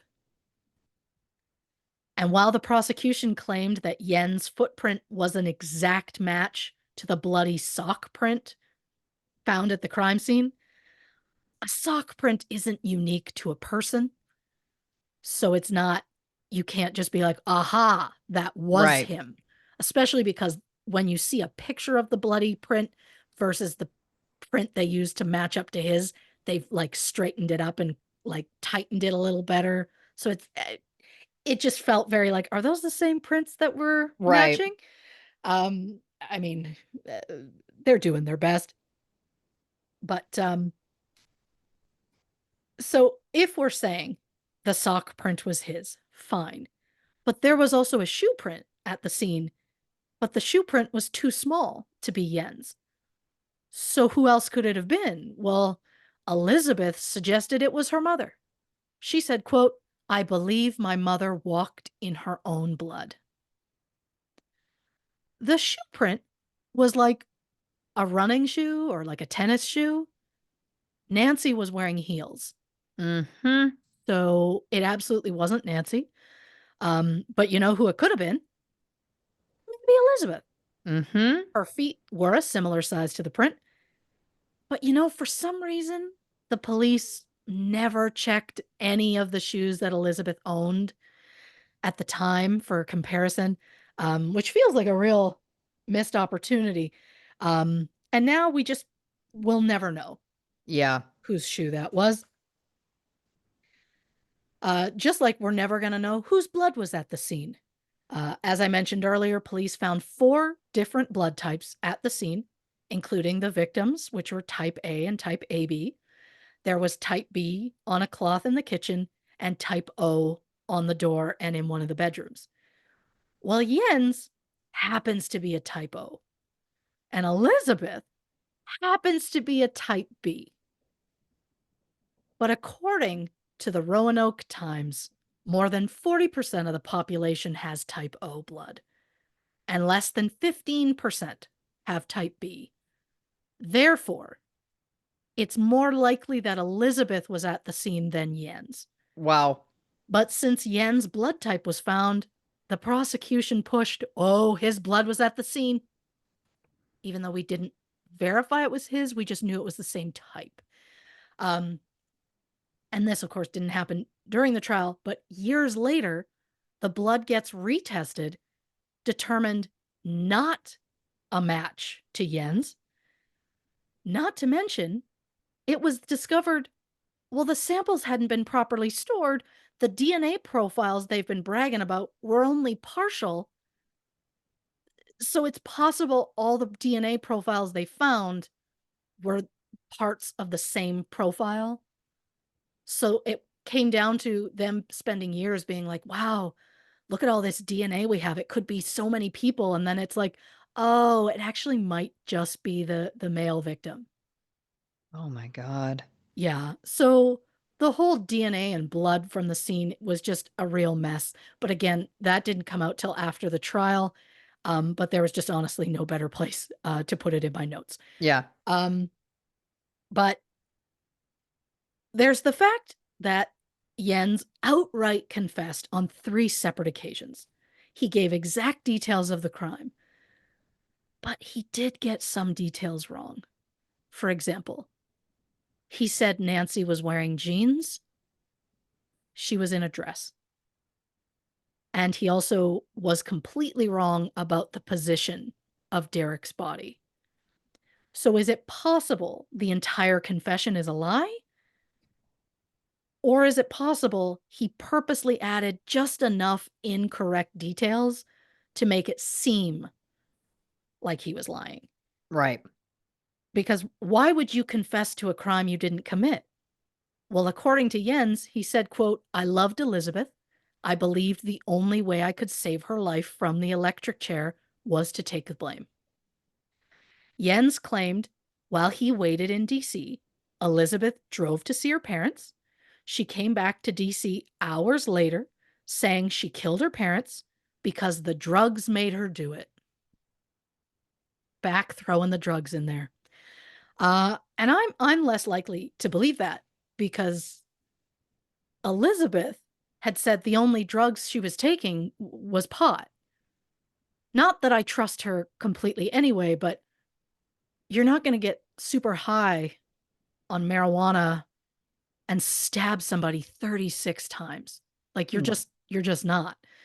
Um, but Elizabeth's fingerprints were found on a vodka bottle at the house. So it could mean she was there that night, but she was also there the weekend before celebrating her father's birthday. So it could have, the fingerprint could be from that trip. Then there's the fun fact that cigarette butts were found outside the back door. At the time, Elizabeth was a smoker, Jens was not. And for whatever reason, the police never checked to see if it was the same brand of cigarettes that Elizabeth preferred. And speaking of police failures, they didn't fully check the couple's alibi right away. They seemed to just kind of accept the movie tickets as just proof that they were absolutely in that city at the time. Um, and they just absolutely were like, "Oh, okay, and you ordered room service at 4, that makes sense." Um, they claimed one of them signed Yen's name for the food when it arrived because his credit card was, on file at the hotel, but by the time the police got around to actually checking the hotel, that signed paper was gone, so we don't have the exact time that they actually ordered. We don't know who actually signed it. And like, according to the hotel, they didn't start serving room service until 5:30. And it's like, wouldn't it be nice to just go to the hotel and be like, "Who did you give that food to?" Yeah. It's a pretty big difference. Did you give it to that man or that woman? Here's 2 pictures. Or here's like a series of photos. Did you give the food to any of these people? And see if they pick out. But no, I guess we didn't do that. But I mean, it just I'm not a cop, but it's just it feels like Elizabeth gave her timeline and the cops went, "That makes sense." Yeah. Except they were like, "Wait, that mileage is off." And then they were like, "Oh, I guess that doesn't make sense." I mean, I guess they were doing their best. But how hard would it be to go to a movie theater late at night and, I don't know, pick up an old movie stub off the ground, or go to a nearby garbage can and pull some old movie stubs out of the garbage can without actually physically buying the tickets yourself? So for them to be like, "We bought the tickets," it's like, maybe they didn't. They also could Yeah. have got to the theater around the time it was letting out and literally just been like, "Hey, can I have your ticket stubs?" People would think it's weird, but then you're like, "Look, I was at this movie." Yeah. I mean, and I know I'm being a little hard on the police, but I will point out they did track down the rental car. They said they tested it, but there was no sign of blood. But there's a rumor that they only checked the driver's seat because they thought it was only one of them, and they didn't actually check the entire car. I don't know how accurate that is because it's just a rumor, but if I know a rumor, I'm going to tell you the rumor. Of course. Um, but the prosecution has no murder weapon. They don't have Yen's DNA at the scene. They have a now recanted confession, a potential sock print, type O blood at the scene, and those wild letters between Jens and Elizabeth. And somehow that was enough because the jury deliberated for 4 hours and found Jens Soering guilty on 2 counts of first-degree murder. He was given 2 consecutive life sentences. What didn't come up at trial was the fact that shortly after the murders, police arrested 2 men who violently stabbed a person. It was quickly proven that those 2 men were not linked to this case in any way. But Yen's next lawyer argues that the fact that those potential suspects didn't come up during the trial um, was really detrimental to Yen's case. And if the jury knew about other potential people, they probably wouldn't have said he was guilty. So Jens tried to use that fact to get an appeal. He was not successful. He tried to appeal 14 times and was denied every single time. In an interview, Elizabeth said, quote, "If he were innocent, if he were in any way not guilty, I would shout it from the rooftops." She said they were both guilty and they both deserved to be where they were. During her time in prison, Elizabeth took some computer aided design or CAD courses. She got certified by the American Drafting Design Association. She started teaching drafting courses. In 2007, she became a Braille transcriber. The prison said she was a model inmate. She said, quote, "The whole thing with Jens feels like a public divorce. I've chosen to do my time and to deal with it my way, and he's dealing with it in his." Jens spent his time in prison just screaming to anyone who would listen that he was innocent. He did TV and radio interviews via phone. He was on the Geraldo Rivera show via the phone very early on in to being in prison. And look, I get it. If you're innocent, you're going to shout it from the rooftops. I'm not throwing shade that that's what he chose to do. He admitted he destroyed his own life by taking the fall for Elizabeth and said the only person he blames is himself. Then in 2009, after months of pushing, Jens and his supporters finally got the ear of then Governor Tim Kaine. He looked over the case and decided, yeah, Jens should be transferred to a prison in Germany. Jens was relieved, pretty much packed his bags, ready to go. And then Bob McDonnell was sworn in as the next governor in January 2010, and he put an immediate stop on that transfer. Interesting. Yeah, so Jens got stuck in Virginia for another 10 years. Wowzer. Then in November 2019, it was announced, quote, "The parole board has determined that releasing Jens Soering and Elizabeth Haysom is appropriate because of their youth at the time of their offenses, their institutional adjustment, and the length of their incarceration." They were both released after serving about 33 years in prison.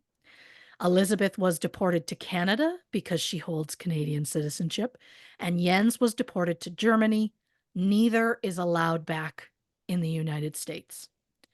Elizabeth is quietly living in Western Canada.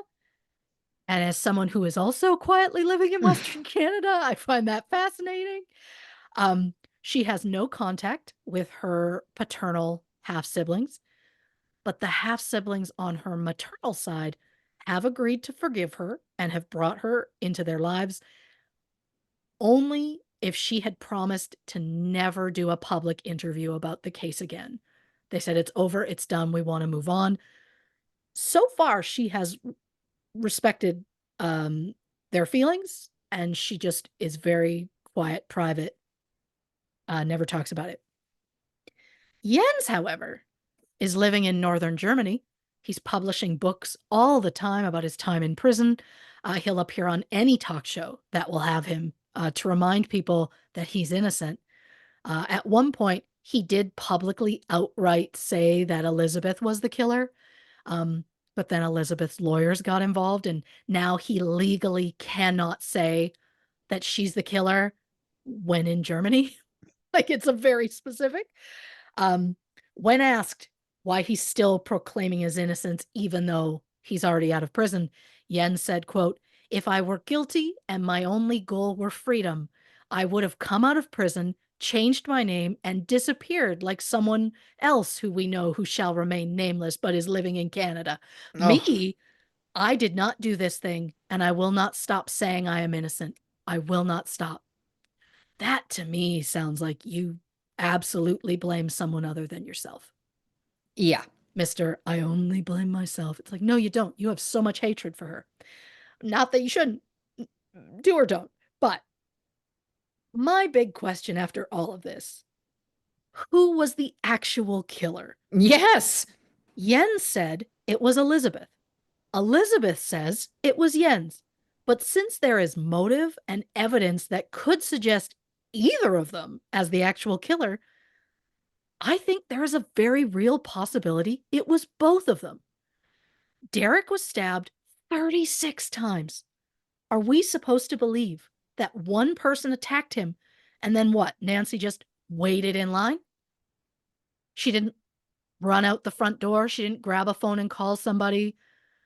I mean, also based on the different number of stab wounds for the victims, isn't it possible they each killed one of her parents?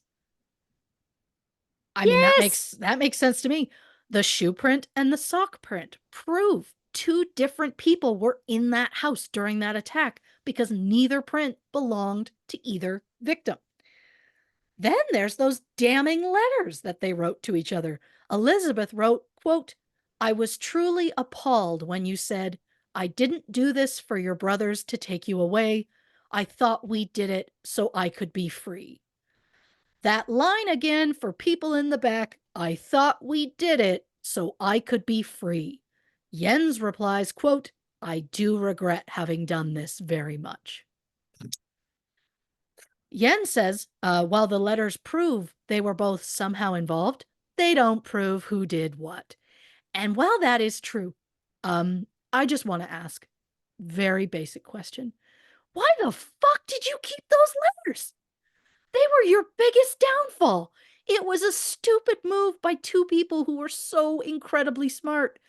Was this a massive screw up on their behalf? Or worse, was it part of some sort of game to see how much they could get away with, like hiding in plain sight? Jens also did have a few slip ups that felt kind of telling during his interrogation in London when he confessed for the first time. He said, "Our trip to Lynchburg," but then Mm-hmm. quickly backed up and went, "My trip." Could be a nervous mistake that means nothing. Could be he was remembering a truth and forgot his lie for a split second. Then there's also the fact that in the documentary, Jens says, quote, "I'm not a double murderer." Not to nitpick, but you can just say you're not a murderer. Like, why do you specifically have to say not a double murderer? Yeah. Because when you really emphasize, well, I'm not a double murderer, that sounds like, well, because you've only murdered one person. So I know that I'm reaching here. It just feels like the kind of thing that a person would say just to try and be clever and again, hide in plain sight. According to Elizabeth's brother Howard, who was adamant that he believed his sister was in the house during the murder, he said their mother told him she was expecting Elizabeth and Jens to visit the weekend they were killed. And in one letter, Jens said that they had to find a way to tell Elizabeth's parents that they were planning to get married. So is it possible, and I'm just speculating, the couple goes home, they say, "We're gonna get married." Her parents go, "Like hell you are." And Elizabeth goes full Little Mermaid, "But daddy, I love him." And then the couple just snaps, believing her parents are the one thing that stands between them and a life together. The deep cuts to the throat, the amount of stab wounds on her father, that shows extreme hatred and anger. And there's the fact that Jens showed up at the funeral with a bruise on his face and a bandage on his hand, which is interesting because when he first confessed, he said he cut his hand at the scene, which is, Right. But at this point, it is a full on he said, she said, but the she is saying they're both guilty, and the he is saying the only thing he did wrong was fall in love with the wrong woman. So are they both saying the other one is guilty to make it impossible to determine who the actual killer is? Like, is that part of their plan all along? In one of the letters after they got arrested, Jens wrote, quote, "If I go to Germany and get convicted, I will go away for only a few years. Your parole board will give you early parole, especially when they take my early release into consideration. So in a few years, we will hopefully be both be out and together. Trust me and go with the flow." So again, was this the plan all along? Hope to use his potential immunity to only do a few years and then they can just reunite and not worry because her parents can't possibly stop them from being together ever again? Whatever his reason, I think Jens was a kid in love for the first time, willing to do anything to keep that relationship going. And Elizabeth, well, was an emotionally immature young woman with a lot of misplaced anger towards her parents. Maybe she used Jens to get her parents out of the way. Maybe she genuinely loved him. To me, and it is just my opinion, but they were both there, both absolutely responsible. But as of this record, only one of them is willing to admit any guilt. Reporting for True Crime and Cocktails, I'm Christy Oxborrow. Listen, I've got so many things I want to talk about. Let's take a quick Yeah. break, grab a drink, hit the can, and we're going to be right back with more on the Till Murder Do Us Part episode of True Crime and Cocktails. 2 on 3. 1, 2, 3. Welcome back to this episode of True Crime and Cocktails. We're, of course, discussing Till Murder Do Us Part. So much to dig into here. I'm going to get right into it. Okay. So many thoughts. I'm probably going to jump around in time because I've got lots of things that I'm excited to talk about. So, the blood alcohol level being 0.22. Yeah. They've had 6 to 7 drinks. Immediately, well, not immediately, what am I saying? Towards the end of the episode, Sure. when we were getting a lay of the land, I was like, oh, so they deliberately went and got them drinking so that it would be harder for them to fight them off. Oh, Right? Isn't that a possibility that they were like, absolutely. I know there was only 2 places set at the table, but by the way, it's also more than possible that there could have been 4 places set at the table and 2 of them were cleared. That is true. How are we to know if dishes had been washed and dried and put away? I don't think there would be any way to determine if that was the case. It's true.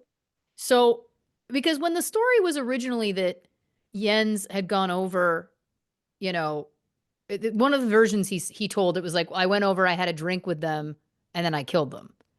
Right. Why, if they disliked this guy, Why would they be like welcoming him into the home to have a drink? Like, I guess maybe he could have Right? been going under the ruse of like, I know you don't like me, but I really love your daughter and I want to talk about it. I guess I could buy that.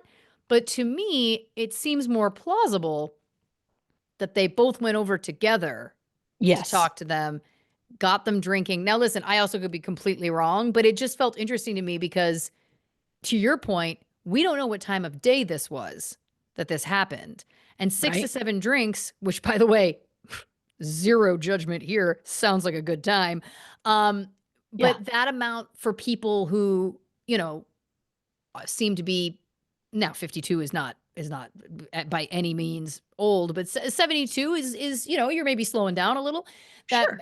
perhaps that was their lifestyle, but perhaps it also wasn't. So it just feels to me like maybe that was another piece of this, because it feels like if they had premeditated this crime, as it appears that, well, we know that they did, Yeah. even if we don't know the exact details, um, it feels like I could buy them being like, we have to do something to partially sedate them before we do this.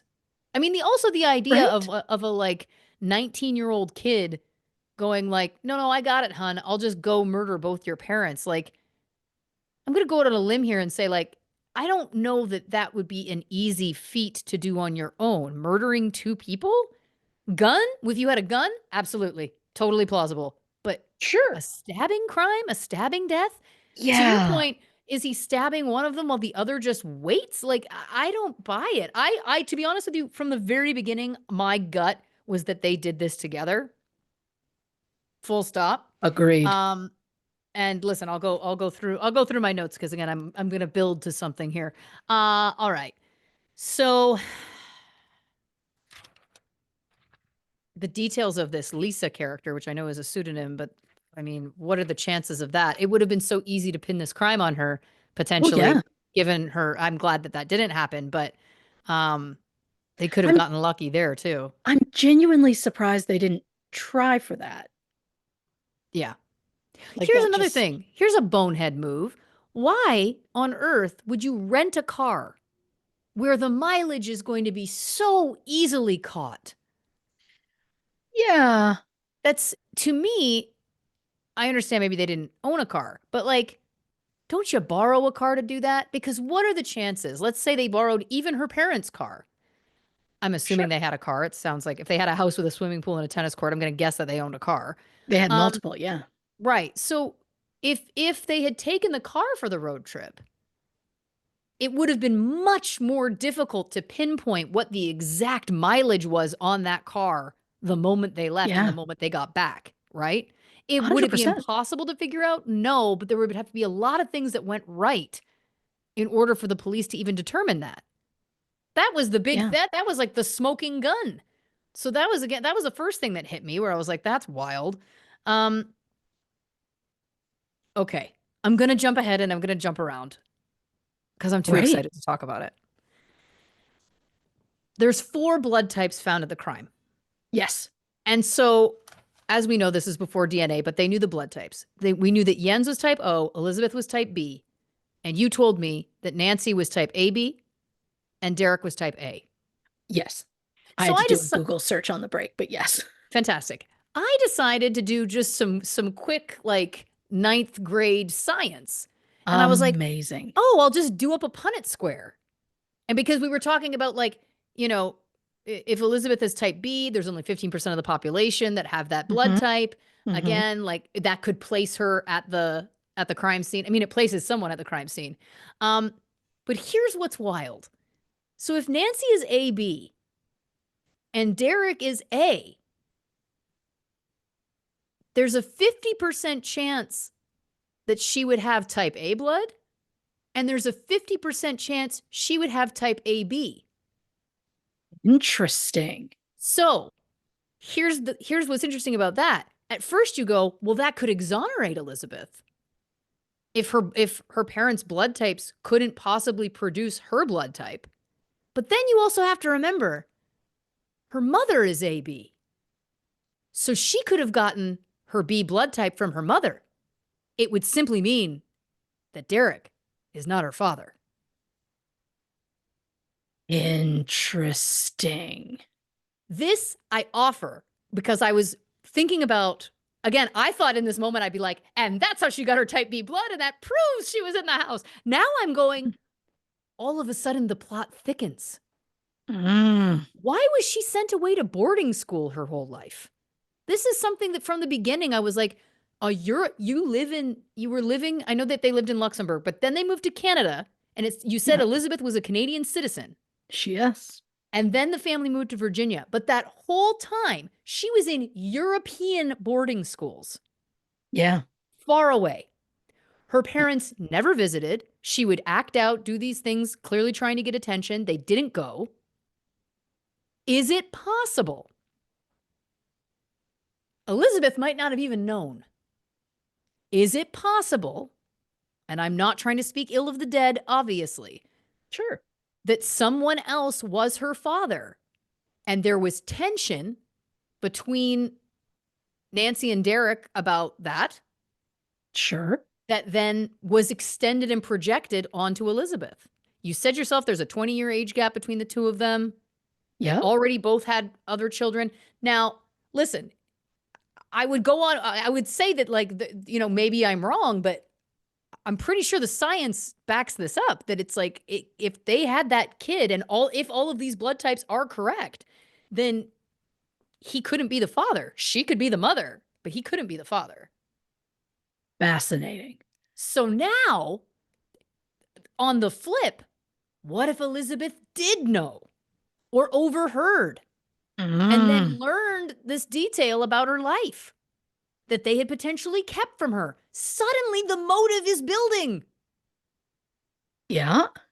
Now, granted, even if she didn't know, it feels like she was pushed away. I think that's safe to say. Sure. I think, like, listen, I know people send their kids to boarding schools, but do a lot of people send their kids to boarding schools? I don't feel like that's super common, but I guess for me, I just can see how that would feel very isolating, especially as a little kid, especially if they weren't coming all the time. Yeah. But any of this resentment that she may have had towards them, I'm just saying we have a piece here that can add to motive, either adding to potentially the tension that the parents had regarding her if she didn't know, or adding to her displeasure with her parents that she did know. Yeah. Because at first I was like, what is the motive big enough just that they were standing in the way of her marrying this guy? Is that really that didn't sit with me. And then it was like the boarding school thing. I was like, well, if she had spent her entire life from like the age of 6 to 18 in Europe most of the year away from her parents, like, I don't know. To me, that sounds, I mean, look, I'm an anxious attacher. That sounds like hell. That sounds horrible to Yeah. me. And then it's interesting too that when she moved back to Virginia to go to college, her mother became so clingy.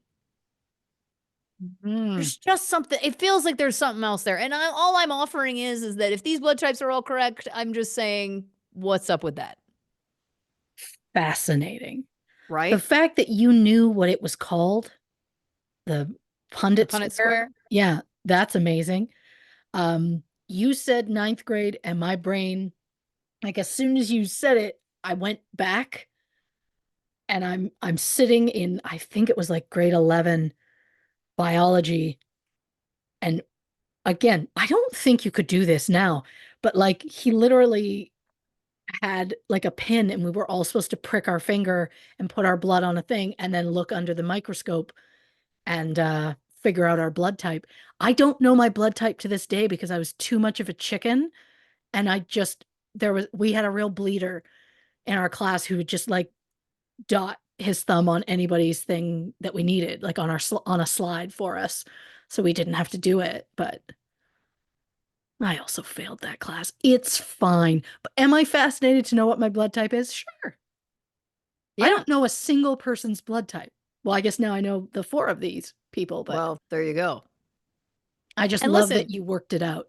I did it myself, and then I checked my work because I Of was like, course. oh, this can't be right. And then I Googled it, and it was like, no, there's no way that would be, if those blood types are correct, there's no way that could be her father. Unless there's some new science that I'm not accounting for, but I don't think that's true. I guess it's possible that somewhere screwed up and they swapped the mother and father's. The mother and father can't make B. They would At have all. had to have Even if the dad was a AB and she was A? if the one of the parents was A and one of the parents was B, you could make AB. Sure. So it could be that they've swapped some of them around. That's possible. The idea that she found out absolutely grows the motive for her. And then the idea that maybe that's why drugs came into her life. If they did, I don't know how much she was telling the truth about it. Maybe that's when she said, fuck it, and left school for a year and a half to just roam around Europe. I mean, that's definitely a cry for help. Yeah. It's also fascinating that she did that and then managed to get into like a really impressive program at the university. Right. But, well, she must be very smart. This is the other thing. This is why these other little details, like I'm like renting the car was such a bonehead move. It is. I find it interesting that she didn't have a car of her own. Yeah.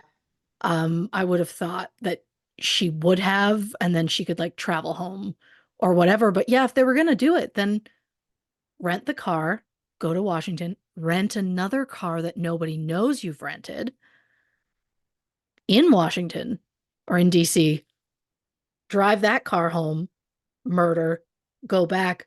That car goes back like nothing happened. And then your rental car, nobody has to know you rented a second car. Right. So to your point, bonehead. Or again, just take a car from a family member, because trying to be able to prove exactly how many miles would have been put on in that weekend would be like, I couldn't tell you how many miles I have in my car right now. The only time you really log it is every time you get an oil change. So there's, even then, unless they were going to, unless they were going to dig into the oil changes of these cars to try and figure out the exact mileage, there's also a good lawyer could get that off in court anytime. You can't prove how much that car has been driven or hasn't been driven between, unless they'd gotten an oil change that day and then they logged the mileage when they got back. Like, again, to me, it's like the easiest solution is just takes a family member's car. Oh, yeah, because the police might not have even been suspicious about them at all. If it had been like, what did you do? It's like, we borrowed a friend's car. We went, my big thing, and I mean, I'm sure there's many, but my big thing was like, their story was, we decided to go to DC to do some sightseeing. Cool. What did you do? We went to 3 movies. Well, yeah. It's like, get out. Like, you drove like an incredibly long way to go to 3 movies. Did I make my husband drive, like an hour so that I could go see The Greatest Showman in theaters? Yeah, I did. But I didn't say we were going there to sightsee. No. So it just feels like that story is nothing to me. You know what I mean? Like, I just don't believe it. But look at you coming up with a motive with science. I couldn't be prouder of myself, quite honestly. Lauren, she's a science nerd. Thank you very much. That's a title I'll wear. I'll wear that crown. Yeah. Now you have more stuff to talk to Neil deGrasse Tyson about. Oh, yeah. Although I don't know if he's that level of science, but I think so. Yeah. Yes. And, listen, the other thing I have to mention, I think it is absolutely impossible at this moment in time to not mention the Menendez brothers in relation to this case, simply because also they murdered their parents. There's also so much heat with the Ryan Murphy Netflix series that's currently on. What's wild is that I had no idea what this case was. And when we were in our banter section, Bantor, we were talking, I love that I'm already like, what were we talking about? But we were talking about things that we watched that disturbed us. Oh, yeah, yeah. And I was going to, and then it was like, I was watching the time and I was like, "Oh, there's no time, don't get into it." But what I was going to bring up was I just binged that series because I had to know everybody's talking about it, all of the Of above. course. And this is a bit of a spoiler, so if you don't want it, skip ahead like 30 seconds right now. But one of the episodes, I was telling Christy about this. It's a single shot of the actor playing Eric Menendez, and the camera is pushing in so slowly it's imperceptible. It's only in fast forward that you realize, or by the time you get to the end of the episode, you're like, oh my God, we started in a wide and now we're in a close, like Right. crazy. The entire thing is him detailing all of the abuse he suffered to his lawyer. And here's what I want to say. Cooper Cook, I think that's how you say his name. All the awards. Give this man all the awards. I had to fast forward because the details were so horrific and so graphic and so disturbing. And that says something. I mean, listen, we do a true crime podcast, but listening to like the details of child sexual abuse was just too much for me. I cannot make it clear enough. Fucking amazing performance, in my opinion, from that actor. I thought he was Sure. stunning. The fact that it was a 33-minute long scene that with no cuts, that he would have had to memorize that as like a giant monologue. Like as an actor, I was like, impressive work. As a viewer, I was like, pushed me too far. Yep. But anyway, I'm jumping around again for a second. It's interesting to me also that in this case, Elizabeth and Jens, it was like 34 years or whatever that they had served. The parole board was like, I think it's time for them to go. Like they've probably done their time. And it's Sure. interesting because we're around that same time period for the Menendez brothers. They have been in prison now Mm. 30 some years. So obviously there's a lot of conversation, especially because now there's new evidence that's come out. That it was just announced. There was a letter that was discovered that had been written because the big problem back then during that case, if you don't know this, I'm sure everybody listening to this show knows it, but very quickly was they didn't believe the boys when they said they were sexually abused. Right. And ultimately, to me, when you watch the courtroom footage, I'm like, I don't believe that those boys were that good of actors. I think that there was absolutely abuse. There was a lot of people that testified that they were suspicious of abuse, but they didn't know what to say. It was also the 80s. So to me, upon watching it, I was like, let's say for a second all this abuse did take place. Let's choose to believe the victims for a second, you know. That'd be great. Wouldn't they also at this point after 30 some years maybe it's time to think about putting them on parole? Again, it's and the reason why I say that is because so often on this show, we'll talk about a case and it'll be like somebody brutally raped and murdered somebody and then Yep. they get out after 12 years. Or they get out after Even 6, less. Yeah. even less. We talk about it almost every week. And I'm like, Jesus, to me, it's like these guys, they've been in prison their entire lives. They've lost their entire lives at this point. They've been model inmates. They're like doing all these, they teach classes, they're doing these like beautification projects in prisons and whatnot. Like, isn't that time too? Like again, it's just so interesting to Mm. me how those boys specifically have been so villainized um when they potentially had even more of a motive, for example, than this case. Sure. And they've both been let out. Um, all right, very quickly. Okay, Elizabeth and Yen were not into each other at first, but then became a couple in December. Wow, is this the plot of a Hallmark Christmas movie? Had to say it. Had to say it. Well, okay, so back to the movie theater. That was the other thing. Them giving the story of going to the Rocky Horror Picture Show, it immediately reminded me of the Menendez brothers murder too, because they did the same thing. They went to go to the movies after the crime was committed as well to give themselves an alibi. Oh. Yeah. Yeah. The fact that Elizabeth and Yen fled the country feels a little bit guilty. Yeah. The letters, to your point, here's the thing. They went to the trouble of taking them overseas with them. They went on the run and they brought a pile of letters. Okay. Yeah. So then I go, well, maybe they didn't want to leave them in the United States because they didn't want someone to find them, thus incriminating them. Great. Sure. Here's what I'll say to that. Burn the letters. Yeah. Burn the letters.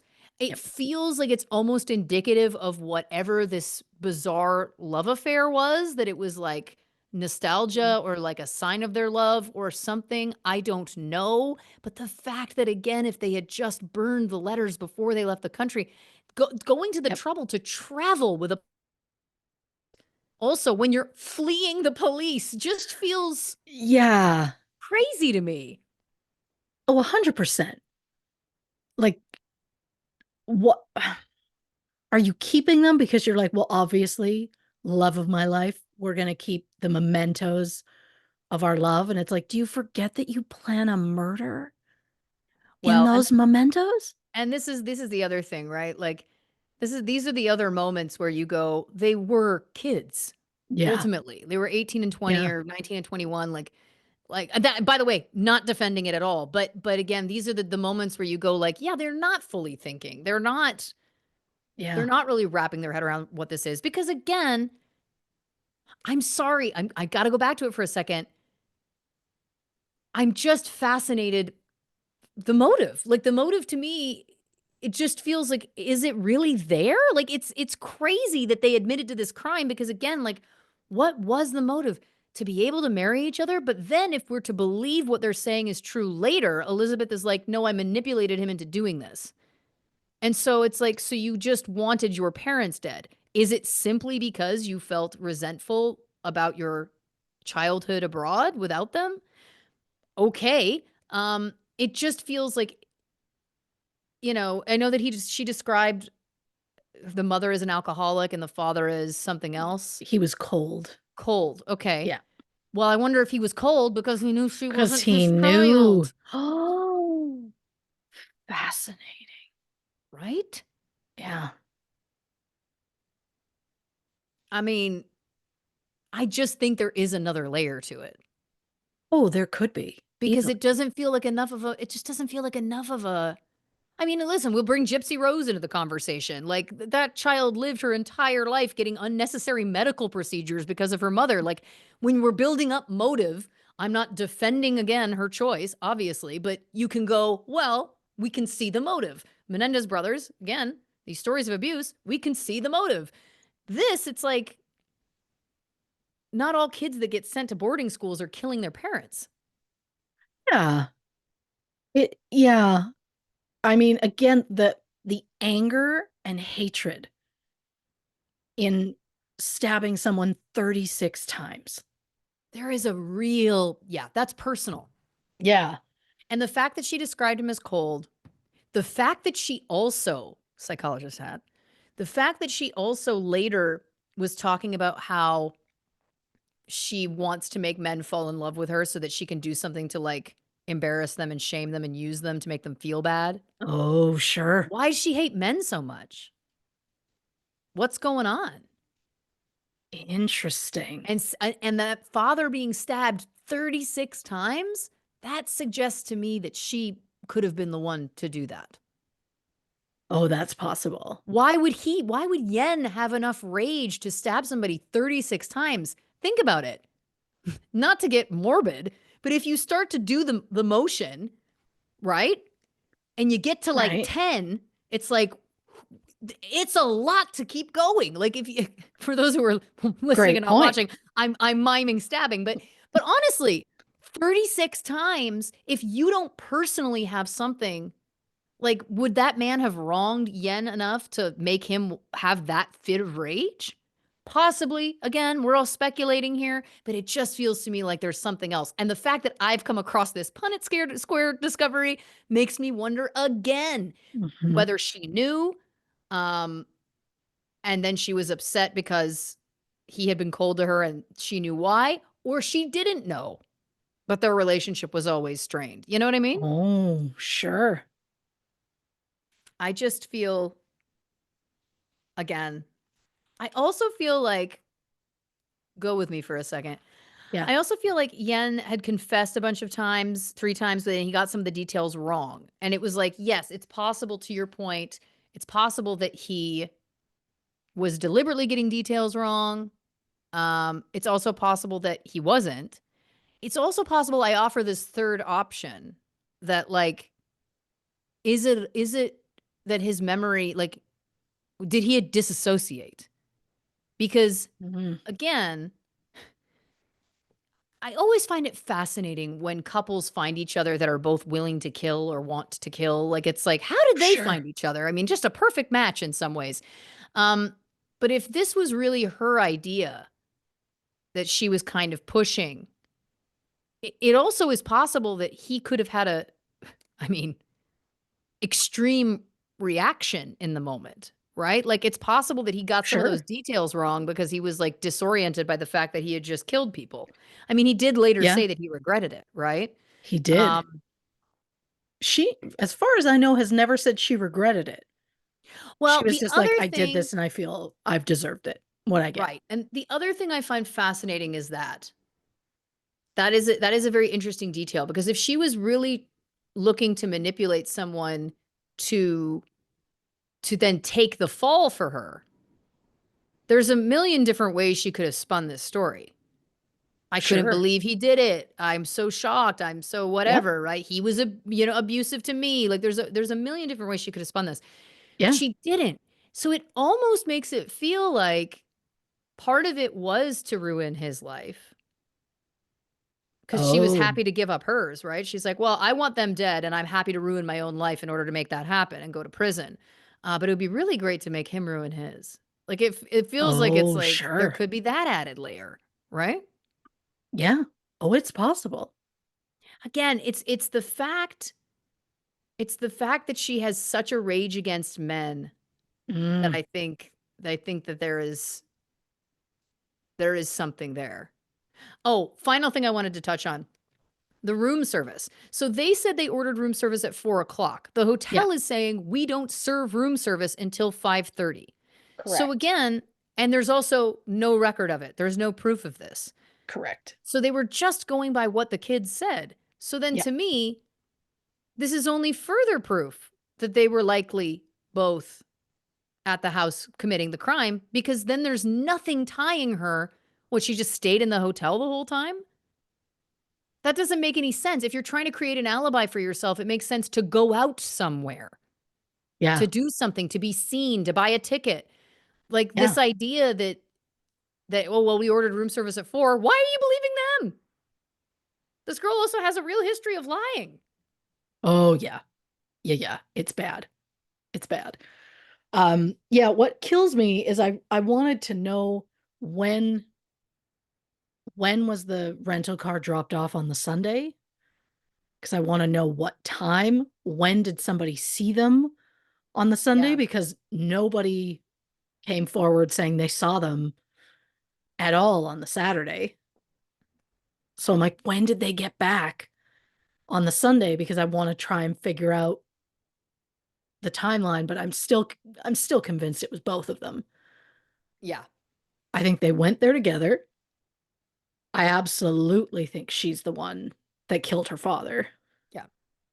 because there was just like 6 stabs is one thing and a lot, but 36? And why such a big difference between the two parents? 100%. 6 stabs to me is heat of the moment. Mm. 36 stabs to me is rage. Oh, yeah. There's a difference. Again, if you mime it and you get to like 30, it's like, man, that's a lot of that's another thing. That's not just I want you dead. That's I want you fucking ruin my life. That's what it feels like to me. Great call. Wowzer. What a Yeah. wild ride. Yeah. Yeah. The whole thing. Like it's a real trip. Yeah. I'm Yeah. surprised no one has made this connection about these blood types before. Yeah. So again, if the internet screwed up and the dad was AB and the mom was A, does that No. still not work? No. It Okay. doesn't yeah. No. But it means one of them is her parent and the other is not. Yes, if her mom is AB, then that would be where she got her type B. Her Right. father would also have to be AB in that case or type B in order for her to be type B. Hmm. There's no way an AB and an A could make a B child. It doesn't it's not gonna happen. Fascinating. So now again, I just want I want the half siblings. I want to know what are there. well, the other thing that's interesting, if we're going down this road, I understand that the siblings don't want her talking about this to the press. It's like, they're trying to have some relationship with her given Sure. everything, that's a whole other conversation and interesting. But um I know some families do that. That even if somebody kills another member of the family, then it's like, let's try and move past this. That's a very, I don't know, gracious position I can't imagine, but wonderful. Sure. Anyway, I wonder if part of that also is that it's like they don't want this other element getting out there. Interesting. Well, especially because if it potentially was not her father, it's the maternal side siblings she speaks to. Right. And they would be the ones that, at the most, who were like, we do not want that out. Right. Because the other Oh, no, it's reality the is paternal side. There it is. I got it backwards. Because I was like, wait, I've stared at their family tree for a while and I can see it in my brain. It was the two brothers from her mother's side who won't speak to her because they're convinced she did it. right. But it's the three on her father's side. Okay. I Again, mean, there's also interesting. the possibility that they got a sperm donor. I mean, that's also possible. That I don't think that was Fair. as popular in the 80s. I mean, it was happening, of course. Um, but then it's also like, it's interesting that they wanted to have another child together when they both already, I mean, I know lots of people do that. They have children and then they come together, they get divorced and then they come together and they have a child together. I know that's not atypical. Obviously, we all know Kourtney Sure. Kardashian and Travis Barker. Thank you very much. But again, I don't know. All I'm saying is if she is legitimately type B, her mother is AB and her father is A, he's not her father. Wow. Look at you. Well, again, There was also no part of my brain that was like, I should look into those blood types. I was just like, how many blood types? Like I was just like, this just feels like a lot. There was no part of me that yeah. huh. Well, So there you go. and for all those kids currently like suffering through a science class, and you're like, I'm never gonna need to know this. It might come in handy. It might come in handy in 30-ish years when you're hosting a true crime podcast. You never know. Oh, You at this never day know. and age with content creators, who knows? Who knows? You know? Because Yeah. that's just the label I always put myself under. Content Is creator. just content creator. But I never know how to feel when someone's like, "Oh, what do you do for a living?" And I'm like, I just feel weird being that person that's like, "Well, I have a podcast." You know what I But mean? Like that. content creator is better? No. I feel like podcast has a little bit more oomph to it. Respectability. Yeah, yeah, yeah. Well, no shade to the content No. creators, but Content creator just feels more like they make videos as opposed to like research things and essentially write a full essay and read it, basically. yeah. Um, I guess now that I also unbox, I technically content create. What's that? Content create. Christ. Listen, you're doing great. And you did great in this Oh, episode. Christy Oxborrow, thank you so much for your work. What a wild ride. I feel alive. I'm buzzing. I'm jazzed. I am shocked and blown away. Your research, as always, never ceases to amaze. oh, I will never not be amazed. I'm actually going to make a note so I always forever remember you bringing up Pundit squares? Punnet. Punnet. Yeah, I misspelled that. It's fine. that's all right. Listen, I'm sure it's maybe the first, but it's not the last. I hope so. Yeah. Listen, and I brought up Punnett squares once before actually about eye color. And then there was something that has like Oh, yeah, debunked yeah, yeah. that now they're like, well, it doesn't really, that's not a thing. But with the blood types, I mean, I've fact checked myself. The blood types, there's no wiggle room.